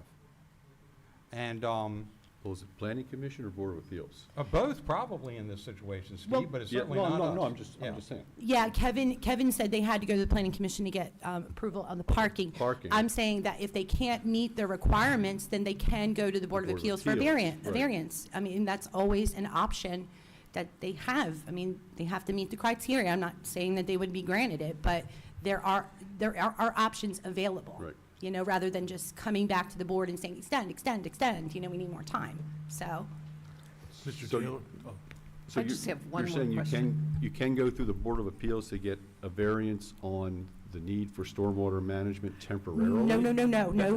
That's what I'm trying to clarify. Yeah, When you no. say go to the Board of Appeals, I'm saying go to the Board of Appeals for what? Now, Kevin said that the planning. go One ahead. of the, you would have to go for surfacing Why are we back? of the parking lot, and you'd have to go for landscaping, lighting, kind of the whole 9 yards outside of stormwater management. Yes. And now, that's not something I've ever put forward, because I think it would be a near impossibility to get the board to grant variances for that many things. Basically turning a parking lot into, or a property that is entirely covered with gravel into a parking lot is basically what they would be doing. It reminds me of the request that we had that came before us about allowing some kind of temporary sub shop or sandwich shop or something over there on Baltimore Pike. You remember the case, and it was kind of like, you're before the wrong panel. We're not the planning commission. And Steve, I didn't mean it necessarily would go to the Board of Appeals for a variance, but I'm just saying, There are two other clear-cut commissions under state code that deal with subject matter of this sort, and it's not us. It's not us. You know, this whole COVID emergency stuff, everybody just let it slide. Nobody decided to file a lawsuit and say, could they really do this or not? We got away with it, and everybody was happy. No circuit court judge had to weigh in on it. But this is, we're done. We're past COVID, and now we're talking jurisdictionally about legislation, really dealing with land use. This is not a rezoning situation. I just am having a hard time seeing our jurisdiction. And the board was exercising its emergency powers when it Right. passed the COVID-19 resolutions. That emergency is long past. So, September 19th was the date you were looking for, Commissioner Taylor. I mean, you know, as a landowner and investor myself, I mean, I think it'd be great, do a parking lot. I mean, if I had my power to say, yeah, let's do a parking lot, let's see what's going on here, you know, I mean, are there gonna be some spaces, you know, for the general public as well as IBC? Are they gonna be the whatever makes it happen in the free market and is consistent with environmental and safety regulations, I'd say go for it if I had the power to do it. But I honestly, Pete, think it'd be a violation of my oath of office No. to do that.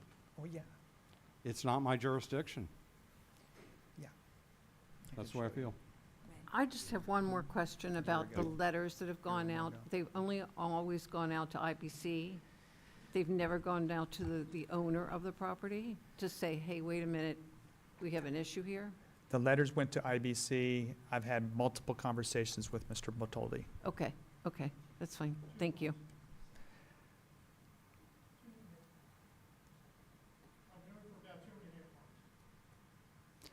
I'm not going to argue back and forth here. As we I've should had not, because this way is a more work than that. session. All right, I think we've reached the end of our discussion today.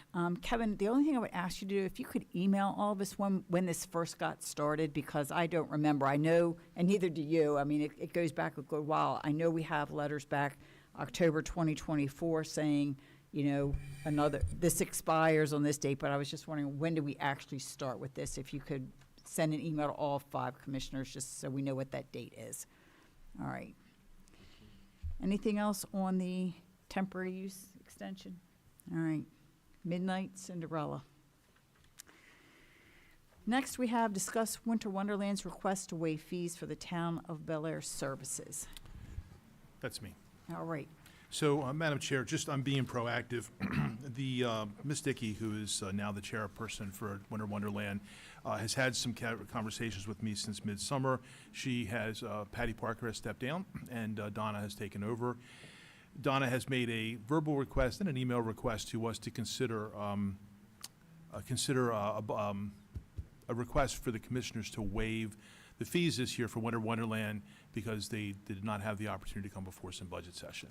So per the email to you earlier today, the last year, you know, I quickly forgot it, but they've been in the ballpark of $7,000 to $8,000 for the past 2 fiscal years.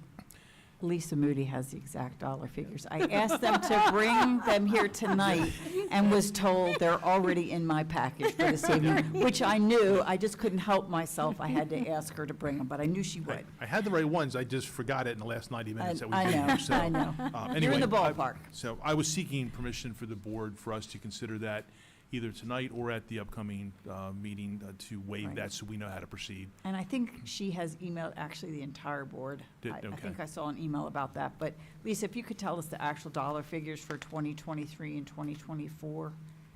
Sure. So Winter Wonderland 23, which is fiscal year 24, 6,700.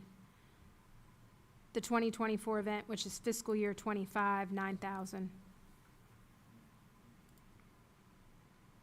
Okay. And And then we- we will expect that fiscal year 2026, which will be this event, will be more expensive because salaries have gone up, and that's just the way it is. I know that we waived the fees the last 2 years in a row, correct? Yes, both of those And were waived, and we did an open waiver. So what I mean by that is we didn't cap it? We didn't cap it, like we recently did with the wine festival for Rockfield Foundation. We capped it, so we basically said anything over this dollar Mhm. amount, you will be responsible have to to pay. reimburse us. So I recommend that we do the same here, and,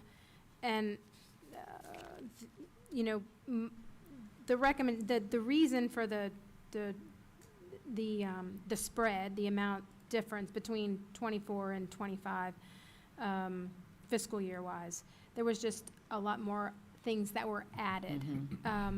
I don't know if that will happen. I'm not sure exactly what was planned, but, what's planned for this year. But certainly, you know, a not to exceed 9,000 would be, recommended or sufficient. Yes, there's gonna be some increase because of salaries and payroll and whatnot. Just don't know what those are going to be because we have a new leader with Winter Wonderland. Don't know what changes are going to be made. So I don't want to set that maximum too high. Got it. We have another planning meeting for the Winter Wonderland coming up week after next, I believe. I'll have a better handle, but she's really not deviating too much from the previous plans. At this point, we'll have 1 day of closure of Main Street, the weekend of the Christmas parade, and that'll be the primary day, so. I understand Lisa's desire for a cap. Yes. Because you don't want to have just a, you know, giant, we don't know what that bill, I would never agree to anything like that in my Yeah. personal life because I just can't afford it in my budget, and we have Right. one too. But Eddie, maybe you could see what dollar figure she would be comfortable with. Sure. I know we've waived it the last years. I think they had to pay rent for something, the Armory? The armory. The Armory, that's what I thought. And that would stand. For like That's the- not part of Right, that's not part of this. They will still be Yes. paying that. Correct. It is the one event in town that I think really helps our downtown businesses by bringing people in, and they eat, and they drink, and they shop, and it's all free. So that's the other thing that I think really distinguishes this particular event. It's very popular, and it looks great, and I'm very grateful that Donna has taken over. Patty did a tremendous job getting that off the ground from nothing. I can't imagine how she started with one string of lights and ended up with like the whole downtown area lit up. So it looks great. And I know I had asked you, Eddie, if it was better to waive fees or make a financial contribution, and the choice was waive fees. It makes it easier. Also, Lisa and I discussed, we have in our special events application for nonprofits, a $300 waiver for nonprofits. So the not to exceed would include that. So it wouldn't be the not to exceed plus 300. The 300 would be captured inside of the not to exceed. Okay. I certainly am in favor of us continuing with the way we have been handling this particular project. Absolutely. So, Madam Chair, then, would it be appropriate just to put this on the agenda for our legislative session to pass the waiver rather than I'm at not- the work session? I'm in favor of it. I'm in favor of it. What, your pleasure? I'll reach out to Donna first thing. Okay, so we have a dollar Yep, figure. That's get a kind of dollar the only figure. thing we're Yeah, missing, I right, think. yeah, and Till we get a dollar figure. just procedurally, I'd like to see it at the legislative session, the Gotcha. approval, rather than, you know, Work our town session. hall, what we call, Gotcha. rather than our work session. Got it. But I'm I'm totally in support of, Yeah. but, Yep. you know, Winter Wonderland, you know. What- Who can, Who could vote against that, right? The That's Grinch. right. The The Grinch. The The Grinch. Grinch. Well, before or after the Great Reclamation, you know? Before or after he finds his heart. All right. Anything from anyone else about the Winter Wonderland event? No? All right. Discuss the use of town parking lots and fee in lieu to satisfy parking requirements for a project. Commissioner Chismar. Yes, we're working with Mr. Small on this. We had a first edition we sent out before, and it looked like it was just too cumbersome and potentially stepping on the toes of the planning commission with how you would approve, you know, long-term leases. So we talked with, and some of the feedback that I got from the other commissioners was, let's just take it off the table altogether about using a renewable lease for off-site parking.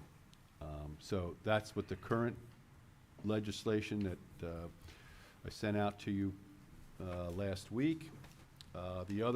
Some of the other commissioners also brought up the notion of what do we do about fee in lieu. Mr. Small says that fee in lieu, I think, is $4,000 a space. 4,000 a space. yeah. 4,000 a space. So I went and looked that I could find at Aberdeen, and both Aberdeen and Havre de Grace, and neither one of those municipalities allows fee in lieu for parking that I could find. Unless, I don't know No, if you took, you're right. that's how I came with it. So the question is, before we go forward with any formal legislation, well, look at, what do we want to do about fee in lieu? I mean, you know, I sent out an email to everybody about, you know, we can change the going rate, keep it, and change the going rate. We can revise the maximum percentage of fee in lieu spaces allowed. I mean, currently it's 50% of the requirement in B2A and B3A, and 100% in B2. Another option might be eliminate the fee in lieu parking in 2A and 3A. I don't think I would want to eliminate it in B2, which is the downtown district, because they really don't have any space to put any business in there. You know, combinations of those, or if anybody else has any other ideas about what to do with fee in lieu, I just thought we'd throw it out there and see, well, what everybody's feelings were with fee in lieu. Kevin, do you have anything else you want to say? No, I know that as long as I've been here, no one's ever pursued fee in lieu. Okay. And we've raised it, I think, twice. I think it went from 1,200 to 2,400, and then 2,400 to 4,000. Now, the question I had with that was the fee in lieu, like, when a business changes hands on Main Street, what a different business moves in, is there and that it requires, quote, parking. No, in the B2, it doesn't require parking for a business on Main Street. Well, it says fee in lieu is, you can use fee in lieu for B2, 100%. Right, but there was another separate amendment that eliminated the requirement for parking in the B2 That was zone. going to be my question, is So I didn't that's- think we had a parking requirement in B2. No, not Right. unless you go, you have to, I think the Okay. requirement is you have to be over 50 spaces. Okay. Has to be a major development. Okay, so I thought I read in the code that was, B2 was included in Well, I fee think in you lieu, did, so and it's an It artifact. is- It's an Yeah, artifact that needs to exactly. be removed. Right, it's Right. okay. Right. All right. Okay, so, You're looking at it from the perspective of if a commercial business moved in, right, to B2, but B2 could be residential, that would have a parking requirement. Right, Kevin? Yes. So, yes, that's what I was But saying. yeah, who's general, About- okay. About a business versus, most of the properties are Well, business on. It gets B2. back to your looking at mixed use. Right now, when somebody comes in with mixed use, we look at the uses parking-wise separately. So the commercial would not have any requirement, and the residential would have a requirement for that. Right. And typically, we also have another code requirement that says if you have residential, you have to have a minimum of one space on your site, on your property. So that is something that somewhat requires parking anyway, regardless. So you would not be able to get fee in lieu for that, because it's a requirement to put it on your property, Even in B2. even in B2. So, but if you had that one on your property for each unit, and you were required another one because you're, say, doing 2 bedrooms, then that second one could be done as fee in lieu. It never has, but it could be. I'm kind of surprised to learn that there's never been an attempt. There's never been an attempt, or it's never been approved? I don't think there's ever been an attempt. Why do you suppose The that last is? one that I know of was it Rope Walk? Yeah, Why do you suppose that is? Rope Walk. That's like 20 years ago. Why? Yeah. I think people look at it as a practical thing. Our parking requirements aren't that tough, Mhm. and so people look at the parking requirements and know that they're gonna have to use them.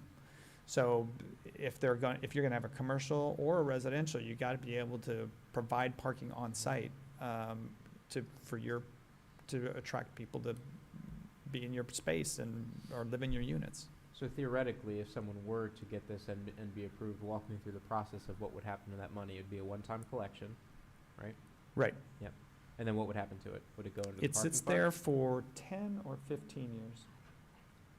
I think it's 10, if I remember And right. then, and if we never use it, it's given back to the, Where does it go, though? 'Cause in It the- sits as a reserve in the parking fund. Okay. So you can only use it for certain. So we could just like throw that at our deficit? No, No, you couldn't?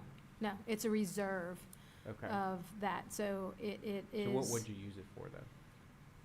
I don't know well, where it- the last time we used it, because we had some leftover from Roadwalk, is we added spaces to the Lee Street parking lot. Okay, so it would have to be capital in nature? I can't think of anything that would be operational. I don't know. No, I think it was okay. So- I think it was used to expand Acquisition- parking in town. Yeah, That was the idea. acquisition, expansion, Only to expand, not to maintain. I don't believe it's maintained. I'm referring to the shortfall, Right. the shortfall in our parking fund. Yeah. But we could not, I mean, again, Yeah. this is all academic because it's never happened and probably will never happen, and if it does happen, it's gonna be like $8,000, so, you It's gonna know. be a small number. Yeah, and, you know, we're Small kind of potatoes. arguing over Right. what color marbles you like best, and it doesn't really matter. I'm just, what you said struck me as odd. I'm surprised to learn that, but you learn something new every day. In light of that information, I don't really feel any particular type of way about this, because it doesn't seem to have much hand at all in how the town is being developed, or how parking is being provided in town, or have really impact on anybody's daily life whatsoever. That being said, Commissioner Chismar, you certainly have my support to remove that artifact, just as a matter of housekeeping. Right. But I could really be persuaded to agree with any of those conclusions about what should be done with this, because it seems like we don't have a lot of great data to suggest what the best way to move forward is. We don't have any behavioral data to suggest how people are using it, because they're not. And maybe that is a data point in and of itself, but that's something to ponder about why that is. And if that's a good thing or not. It might be a good thing, Right. it might be a bad thing.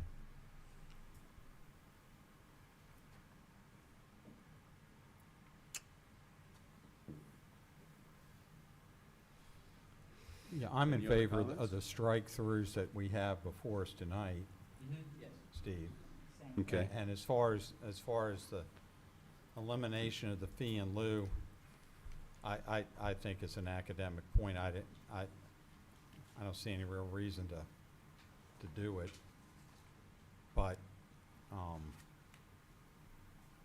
if it's not being used, but, I'm indifferent on it.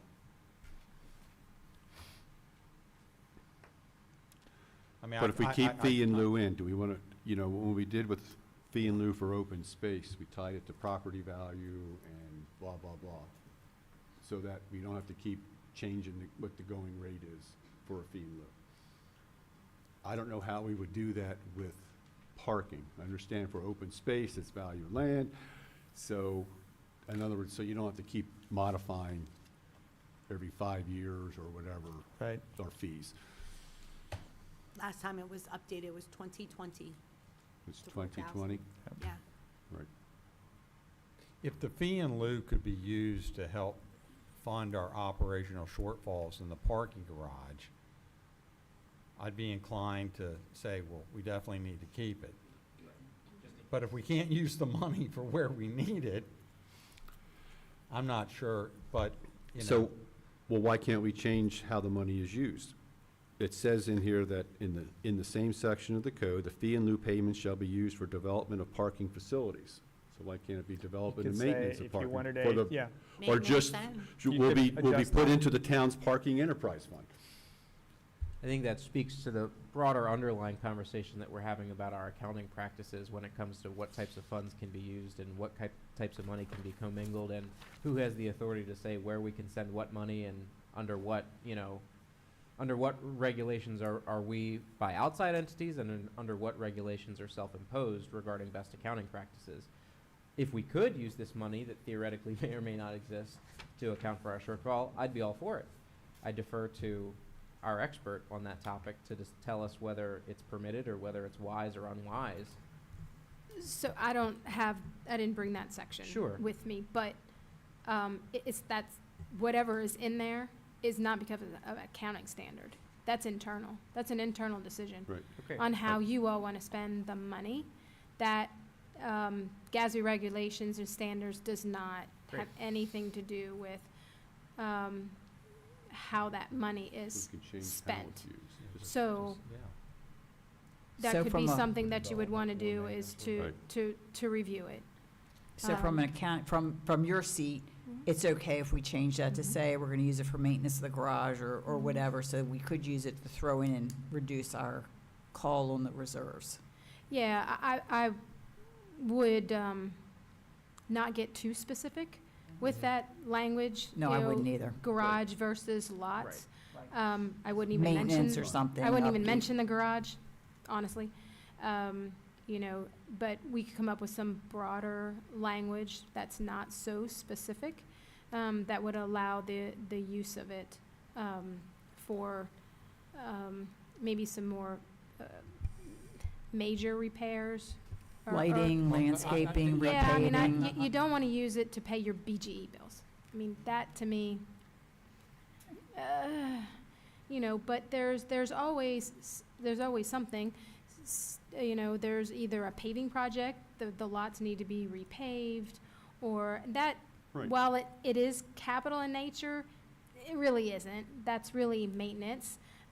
It's not extending the life of that asset, the land, because it's no different than resurfacing the roads. It's something that you have to do roughly every 17 years. So, you know, something like that. I would be a little cautious to getting too much with the normal day-to-day operations. We're always needing to do something other than those day-to-day operations for in the parking that this money could be used for. And again, we're not talking about thousands and thousands of dollars here. We're talking about a very small sum of money that would probably be used in one fiscal year. I But think that- my view is that if $50,000 were to suddenly manifest themselves in this account, I would prefer to see that money be used and throw it at our shortfall so that we're not borrowing an extra $50,000 against our equity, which is what we're currently doing to make up that shortfall. I'd prefer, as opposed to finding $50,000 new dollars to spend on a parking expansion or upgrade or whatever, as so long as we're running a deficit in that fund, that's how I would apply the money, but that's just me.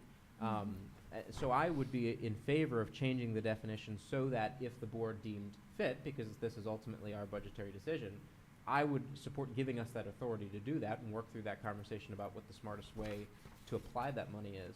But I agree with you, it certainly shouldn't be going to operating expenses. Of course, money's fungible, right? So, Yep. you know, what you use over here, you then free up money over here. Correct. You know, so you know. Correct. Yeah, I mean, I think just, 3 words, or physical maintenance, boom, you're done. Just say development or physical maintenance. Right. As Development and maintenance, again, parking I was facilities. talking about the BGE. That's not maintenance. That's not physical maintenance. That's not That's why I maintenance. added physical. Yes. Yes. So Physical maintenance. totally agree with you on that Mhm. point. Yeah, Yes. that Mhm. solves our It does. problem, right? I A little bit I on would the agree accounting with that. standpoint. I Okay, yeah. wouldn't have any issues Something like that, I think, with- would be useful. with that. And then And you're those are gonna, things we can't avoid. well, then you're gonna utilize those funds. So whatever funds you bring in that fiscal year, you're gonna use in that fiscal year. So there's no reason for it to go in a reserve Right. and roll that reserve until you have a need for it. So this is use within that fiscal year. It simplifies things as well.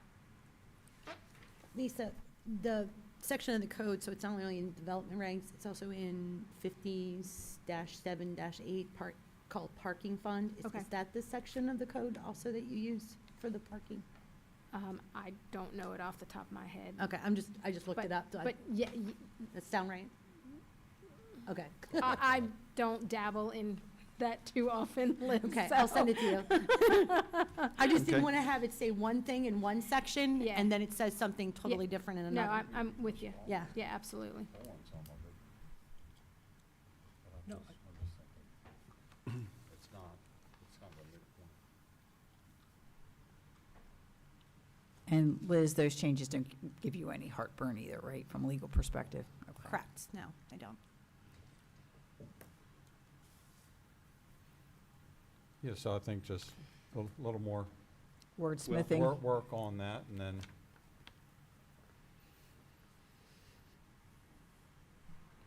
So to add, with and the- maintenance, with that last sentence. Physical maintenance, or I think. physical maintenance.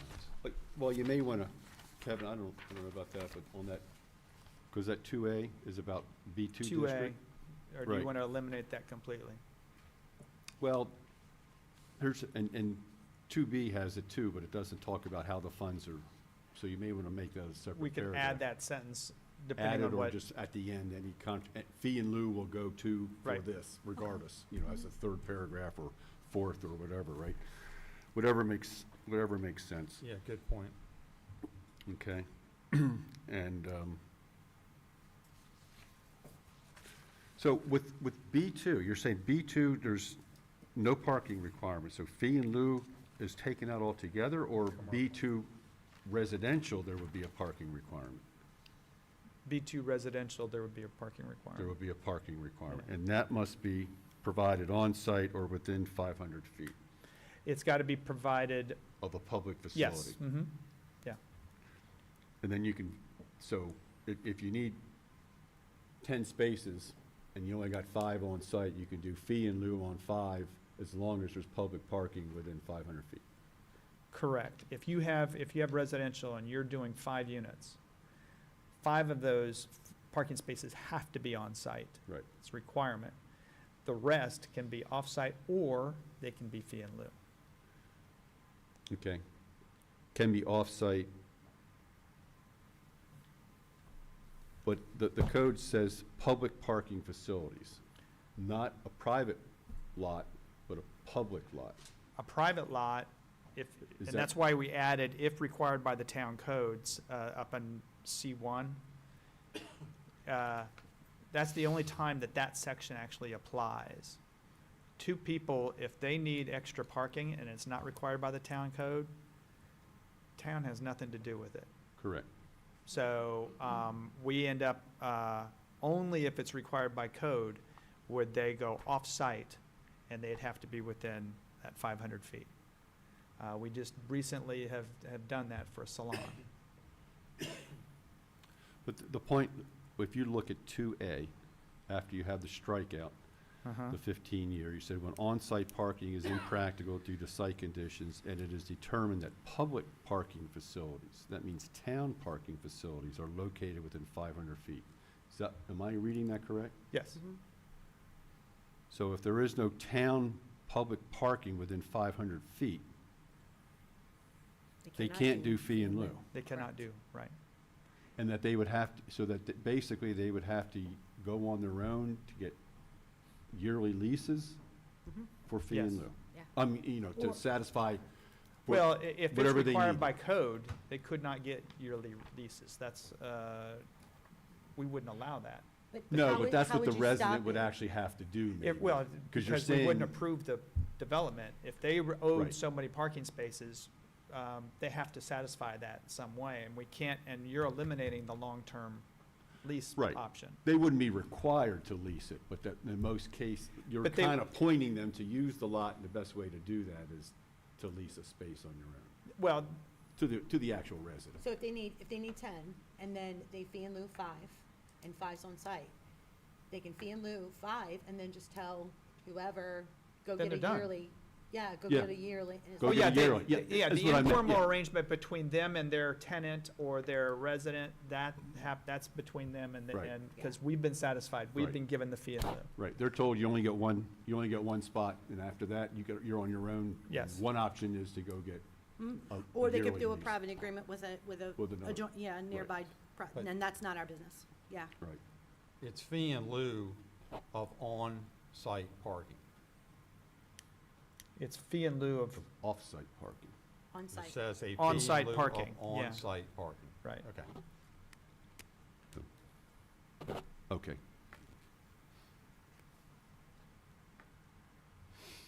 So.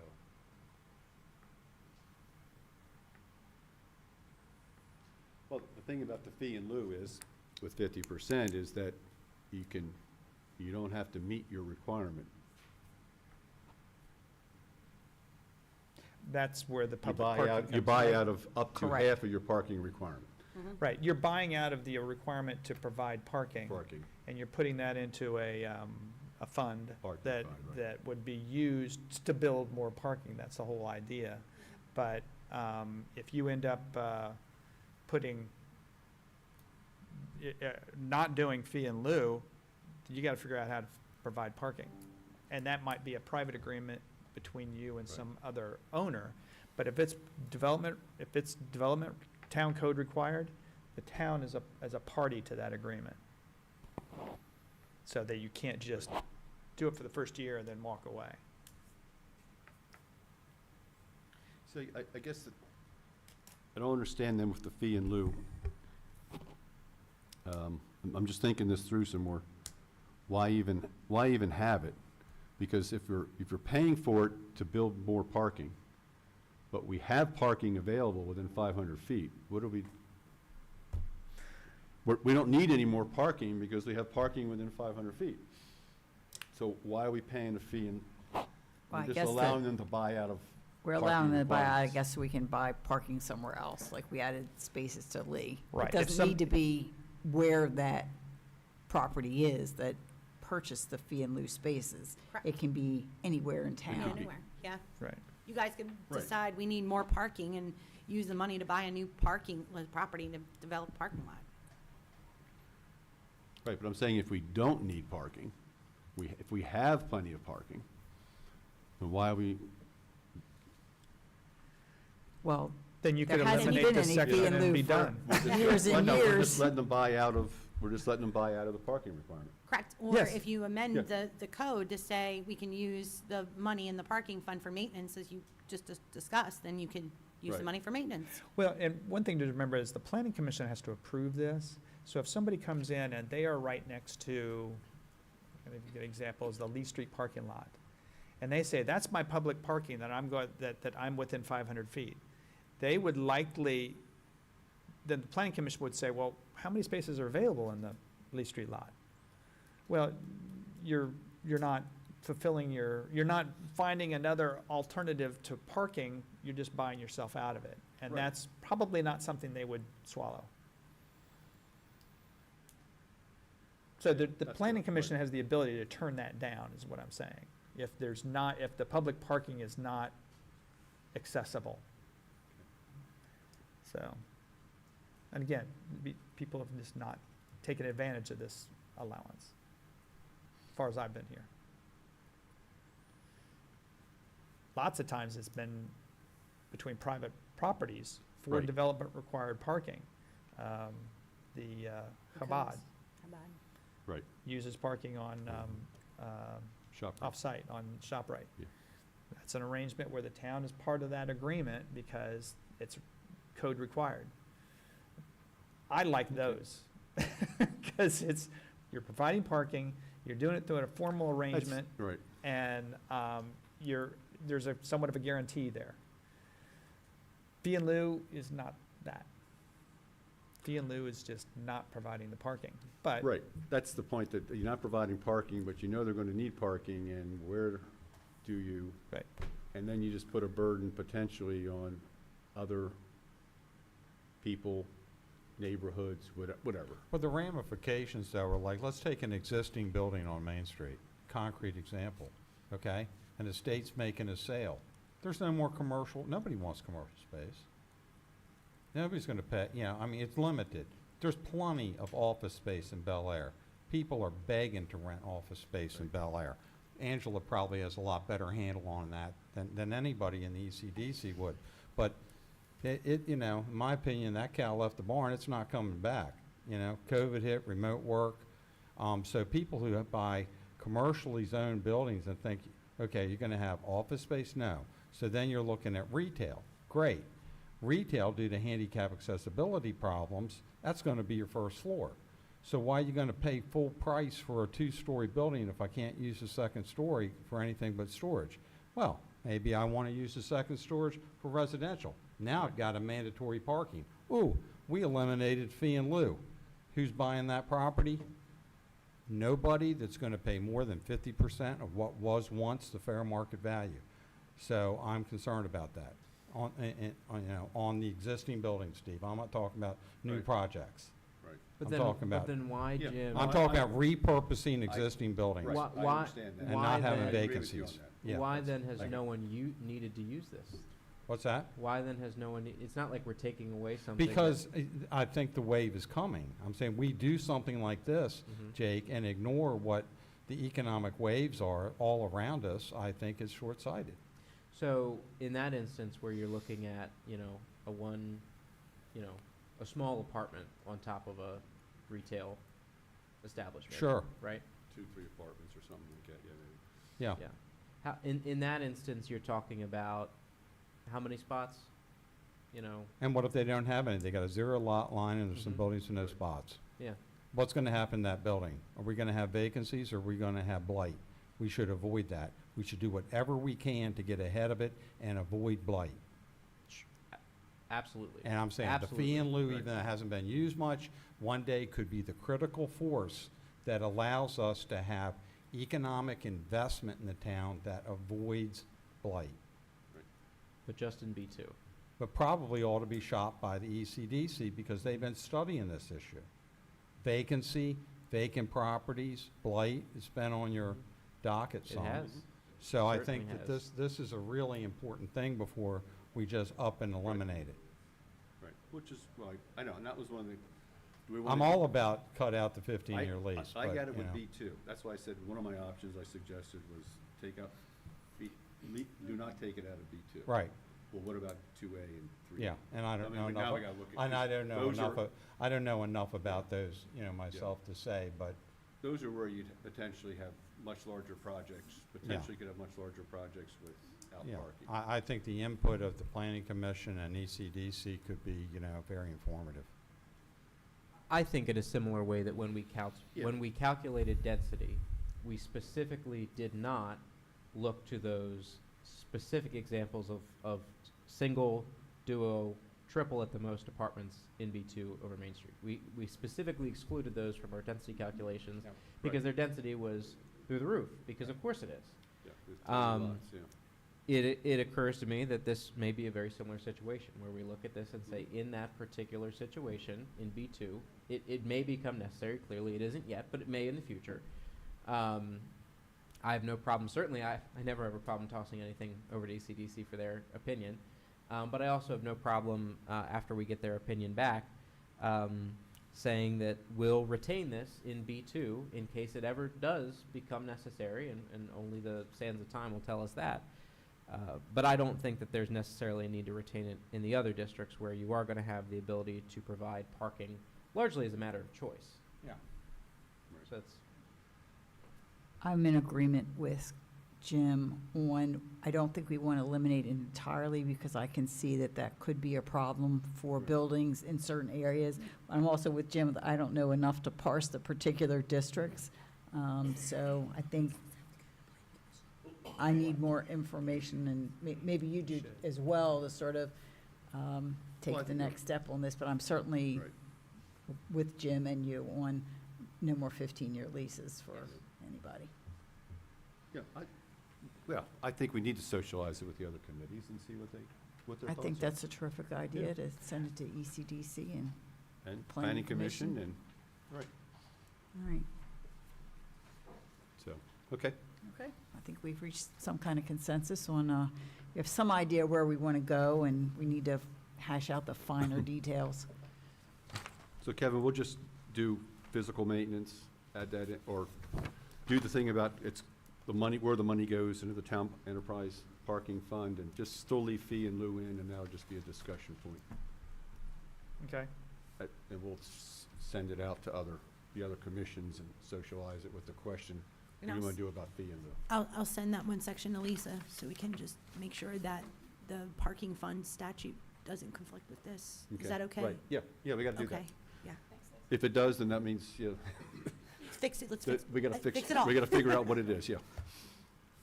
Okay, thank you. All right. Thank you. All right, I next thought it was week. gonna be a short one. I told Eddie, it'd only be a short discussion. No. Nah.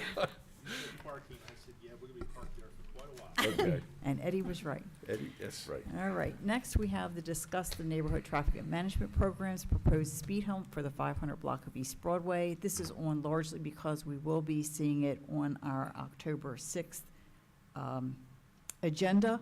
A couple of things. I went to today's meeting for the neighborhood traffic management program, and their agenda is full of, similar things. We have this one request at 505 and 503 East Broadway. We've also had a request for the Giles Street location, Linwood Avenue, and there's a study that's going to be done. One has already been done at 315 East Broadway, who also wants a speed hump. One is proposed for 400 East Broadway, but that has not been done yet. So, Madam Chair, she only asked for traffic calming in the terms of roadway graphics. She did not Okay. request a speed hump. no speed hump, Yes, okay. ma'am. So we have a lot of these floating around. The question is, do we want to just handle this one as a standalone or look at all of these issues more globally? I know that the traffic management program booklet hasn't really been adopted by the town board. It has been in other, I think it was Montgomery and Howard, where they've actually adopted that and given discretion to a group formally. So what do we want to do? The other things that I did learn today is that from this study that it's not completely finished because Kevin hasn't done the scoring yet, but at 315 East Broadway, the volume was a little over 7,000, which is very similar to the volume at the Broadway and Shamrock location, which was, I think, maybe 7,400. So they're very closely aligned. The one on 315 East Broadway, which is where people go through the stop sign at McCormick Street and then see the light and it's green and they want to get there before it turns red. It's kind of a long light at that intersection. I've noticed that myself. It didn't show that there was actually a speed problem. Their 85th percentile is 27 miles an hour, so it's pretty darn, close. The volume at over 7,000 is substantially equivalent, I'd say, to the one at Shamrock and Broadway, which also, the 85th percentile was like 31 miles an hour. So, faster than 27, but within what I would call like the tolerance of how fast people are going. The other thing I noticed when I looked at the data for Shamrock and Broadway is that they did a study in the summer, and the volume was about 4,000, more or less, a little over 4,000. But they repeated it because the residents said, well, it's really not a fair representation. School is not in session. So they did it when school was in session, and the number was over 7,000 for volume. When I talked to Ms. Sennett, she didn't really agree with me, but I said, 85th percentile is 31. That's not really a speed problem per se. It's a little fast, but not out of sort of the acceptable norm. But she didn't really argue with me, and she said the volume is bothersome. And she talked to the neighbors down at the other end of Broadway who said since the speed humps went in, the volume has really decreased. But I bet it hasn't decreased past that 7,000 number. To me, the number in the summer being 4,000 and the number in the fall being 7,000 says that the school is the driver of the traffic volume in that area. And nothing that we do is really going to change that. So I am still, not in favor of a speed hump there, and we can address that, certainly open for discussion now. And there's a speed study that's going to be done in 400 block of Broadway. So we'll have all the blocks, 300, 400, 500. Okay. Right. All of Broadway will be covered. I'm of the view regarding the first point that you made, Madam Chair. We certainly, as a board, should take it upon ourselves to look at adopting and codifying the standards by which we're going to make these applications. In my view, the NTMP currently does not exist as a matter of law. It has no statutory authority. It's purely an advisory board, to the best part that I can see it, to give advice to the town administrator, who ultimately has the authority to make the call about whether or not to include these things before he brings proposals to the board for us to approve. because he is our delegated authority. We ultimately have the authority, of course, over all the roadways, but in terms about making these particular decisions about the projects that get brought to us, that authority rests with the town administrator and to some degree the director of public works. But ultimately, the town administrator has the executive authority when this board is not in session. And that's, you know, the way that the charter is written, is that in between meetings of the board, the town administrator acts on our behalf. And so I think it's incredibly important that we make these things codified as a matter of law, and that we create this this committee as a matter of law, so that it has real guidelines that it can stick to and say that this is the process that we followed, and that there is no question regarding anyone's ability to override those. Regarding the Broadway, I'll reserve comment on that until October 6th. I'm sure we're going to have a very robust public discussion about that particular matter. I do think it should be treated as a particular matter because of the particular circumstances leading us to this situation. But moving forward with all of the other issues, I think we ought to look at them globally and understand the process moving forward, and that this board will have put its seal of approval on a particular process so that staff can continue to follow it in the future. That's where I am on that. Yeah, I kind of agree with Jake. I think we need to look at the future, and with you, Paul, about what's the process, codify it in some manner, and move forward with this so everybody knows what's going on. And it doesn't mean that, I think we should try to do that as soon as possible, and whatever we come up with, it doesn't mean we can't go back and revisit any decision that we've made prior, if it meets this new standard coming up. I still need to take Kevin, about I saw some of the 300 block of Broadway data. I don't know if you got my message about Friday and Saturday. Seemed like really strange. Saturday from midnight till noon was only 8 cars. I'm like, I know there's more than 8 cars that go up that road to ShopRite. So, but that's just an anomaly on those days. Take Yeah, I out need to those talk to days, police and I'm about sure you got whether or not there was an issue with that. right. And then Friday was like 187 or 180 cars, and I'm like, normally it was like over 1,000 or 1,500. And I'm like, well, Friday and Saturday was St. Margaret's Fall Festival, so everybody comes down looking for parking for those days. So there had to be more than 180 cars and 8 cars on Saturday morning. So I don't know what the number is, but I'm like, okay, those 2 days seem a little suspect, but anyway. But yeah, I think we need to revisit that whole process and look at what makes sense, and included in that is the criteria. I think we need to take a look at that worksheet and whatever, and game it out and play a couple of numbers to see, what kind of situations actually would warrant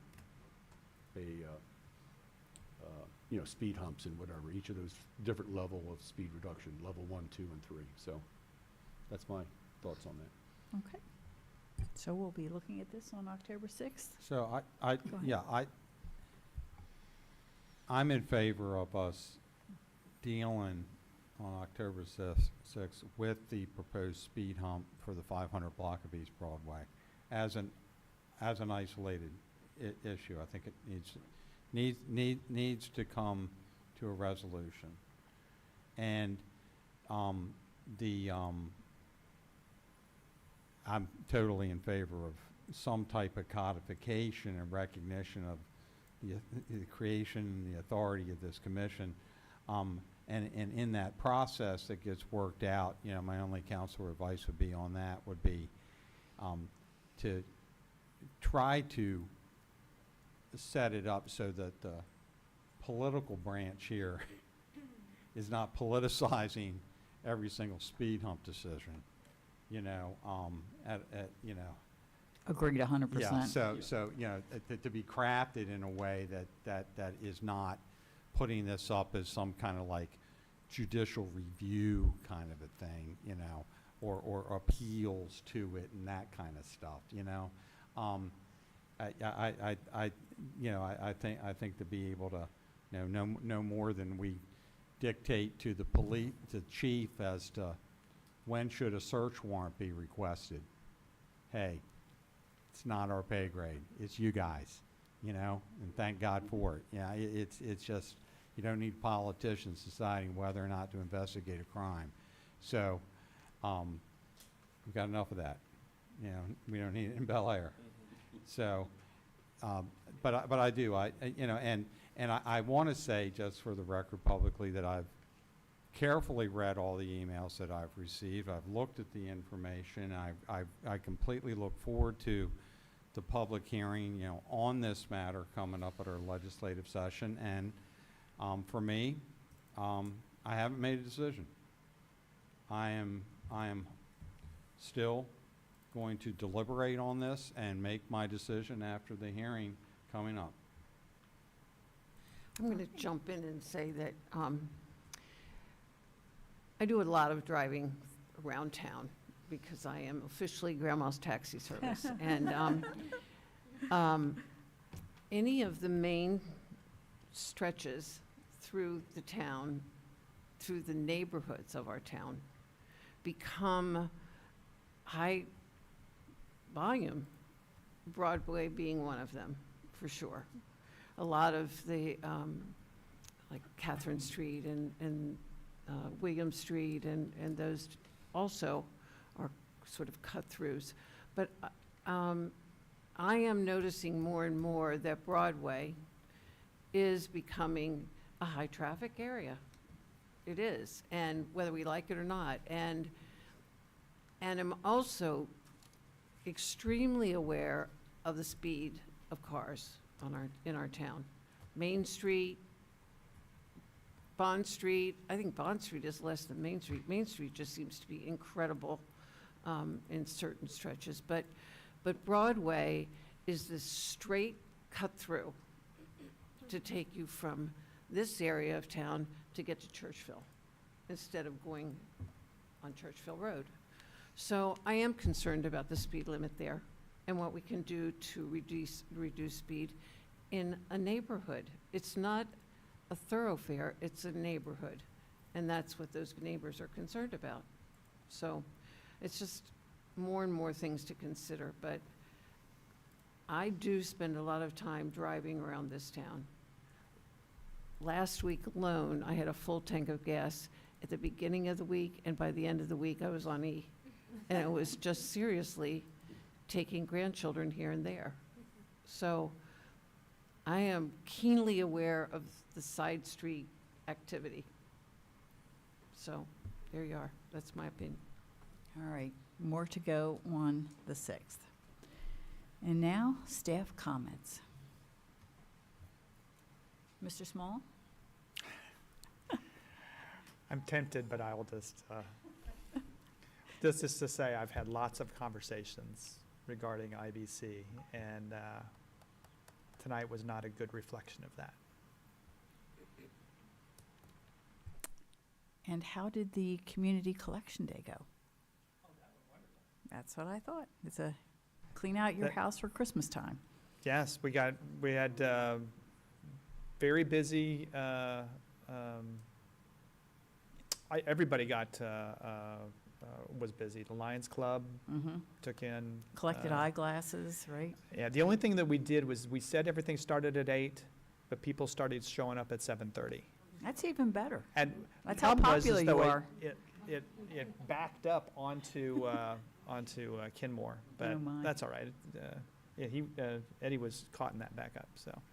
But that was the only real problem, so we're looking forward to next year. You're a victim of your own success. Yes. Miss Moody? Yes, ma'am. I told you all last meeting that I would bring a summary of the opioid settlements, just so you have an idea as to where we are. So this started in FY '23, so we have completed FY '23, '24, '25, and then this is going to be as of today in fiscal year '26. We've received, this is direct to us through the National Opioid Settlements, various settlements. $46,610 is the amount of money that we have received thus far. In fiscal year '25, That's when we started to utilize some of those receipts, but only about $5,500. So we're still at $41,118. And these settlements just continue to come in.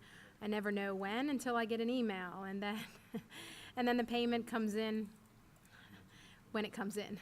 But on some of these, like here recently, I received 4 of them on August the 8th.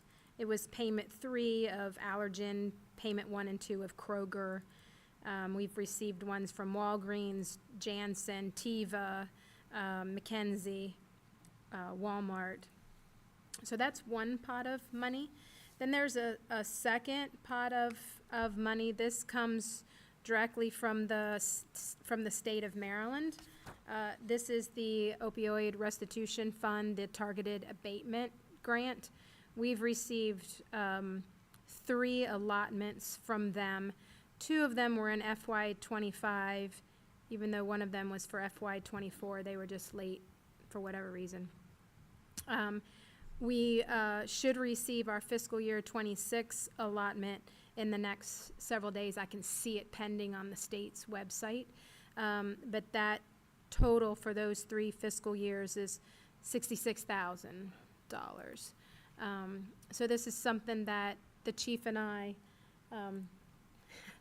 painfully keep track of to make sure that we're abiding by all the different requirements. There is a hefty report that's due in the month of August that just makes him very happy. I think But we're getting through it. I think we got it finished, right? We did. Yeah, we got We it did, finished. we did. But again, just, keeping track, Chuck looks at the different ways that we can spend the money. We have made a commitment to spend the money towards opioid-related expenses. I know within the settlements, you can spend the money for non-opioid settlements, but then you have to do a reporting. We are not doing that. We've made a commitment to spend it towards this, and whether it's items that we need, we've done some hotel stays, and then it's also been some payroll with regard to officers. We're looking at all those different avenues, but that's where we are right now with those 2 pots of money. So with the grant money, wasn't that for specific things? So you applied for a grant for specific things to do? We did not apply for a So, grant. okay. This is an award. It's, yeah. The state, they- I thought you said there were they- the state grants? They call it TAG, Targeted Abatement Grant, but it's not something we ever applied for. Okay. It's just But we arising did- out of all those opioid lawsuits, Yeah. and it Okay. filters down to us Yeah. based on some calculation that's done regarding Correct. population and how much problems we had with that. So sort of basically thing. have about 100K Mhm. left to spend on opioid-related, Right. okay. Yep, and that money is a reserve. It is in the abatement plan that the chief has put together and submitted for approval. All of this money has to be segregated into a separate account. So we have that set up with the local government investment pool. Okay. That's where the majority of the town's money is, and this is in a separate reserve, so it will earn interest on those monies. So, very similar to what we do with, other items that we need to meet those requirements of keeping money segregated. And does it expire? I don't believe so. No, sir. No, I'm- We've yeah, I'm looked- just- No, it's a very good question, and it's something that we've discussed quite often, but, and we've even asked our contact at the state, because we were concerned when we got 24's money in 25. I said, no way we can spend this in 24. Right. It was 3 months after the fiscal year end. I said, it's not going to happen. So we have made those contacts, those connections with asking that question, and from the answers that they've given us back, no, there Okay. isn't. Right. There isn't. Thank you. Thank you. All right, Angela? Just a reminder that you'll see updates coming from me in the coming week or so about business visits that are scheduled during Economic Development Week for milestone anniversary recognition for several businesses. And also because we made a change in the Fred Ward Associates from recognizing them during Economic Development Week to recognizing them at their own event this coming Friday evening, there is a certificate for you to sign this evening if you could do that. If everybody can remember after closed session to do that before you leave, I'd appreciate it. Kat will pick it up tomorrow or Thursday. That's it. All right. And thank you for the business updates weekly. I do appreciate seeing what's coming and what's going and what's going on. So You're thanks welcome. for that. Good. Glad it's helpful. And Mr. Stephen Klein. In our conversation earlier with regard to the Winter Wonderland, I just wanted to briefly state one reason I think that it has increased in the amount of funds, and that is because ever since the New Orleans attack on New Year's Eve, Chuck and Eddie and myself have really tried to protect the citizens in our streets a lot more. So we're utilizing a lot more of our vehicles, thus a lot more personnel to do that. So I just wanted to bring that to your attention. That's a really important factor, and I know I see a lot of the work that goes into behind the scenes before the 4th of July parade and the Christmas parade and the Winter Wonderland, so thank you. I know. You just have to. I think it's necessary. Yep, can't take a chance. All I have is that the past weekend was very busy. We've had the Oktoberfest, we had St. Margaret's Fall Fest, we had the Farmers Market, which keeps getting more and more traffic. So a lot of people in town, and the Wine Fest. Oh, we had the Wine Fest too. So it's been a very busy past couple weeks, and things have been going very smoothly, and we're very happy about that. Everybody seems to have a good time, good weather, and no issues. The last thing is the most important, no issues. That's, we appreciate all the work your guys have been putting in to make all these things. Hey, BT, they are like our best. I only hear good things about DBW, so. All right, commissioners' comments. Unless you have any comments, Eddie. Yeah, okay. I've commented enough tonight. Well, I had a couple, which is Coffee with a Cop is tomorrow, which the chief did remind us of. And if you haven't seen their social media post about that, you should see it because you can get your mug shot. I think that is like a riot. So congratulations to the police department on doing some great social media posting lately. I've been impressed with the creativity.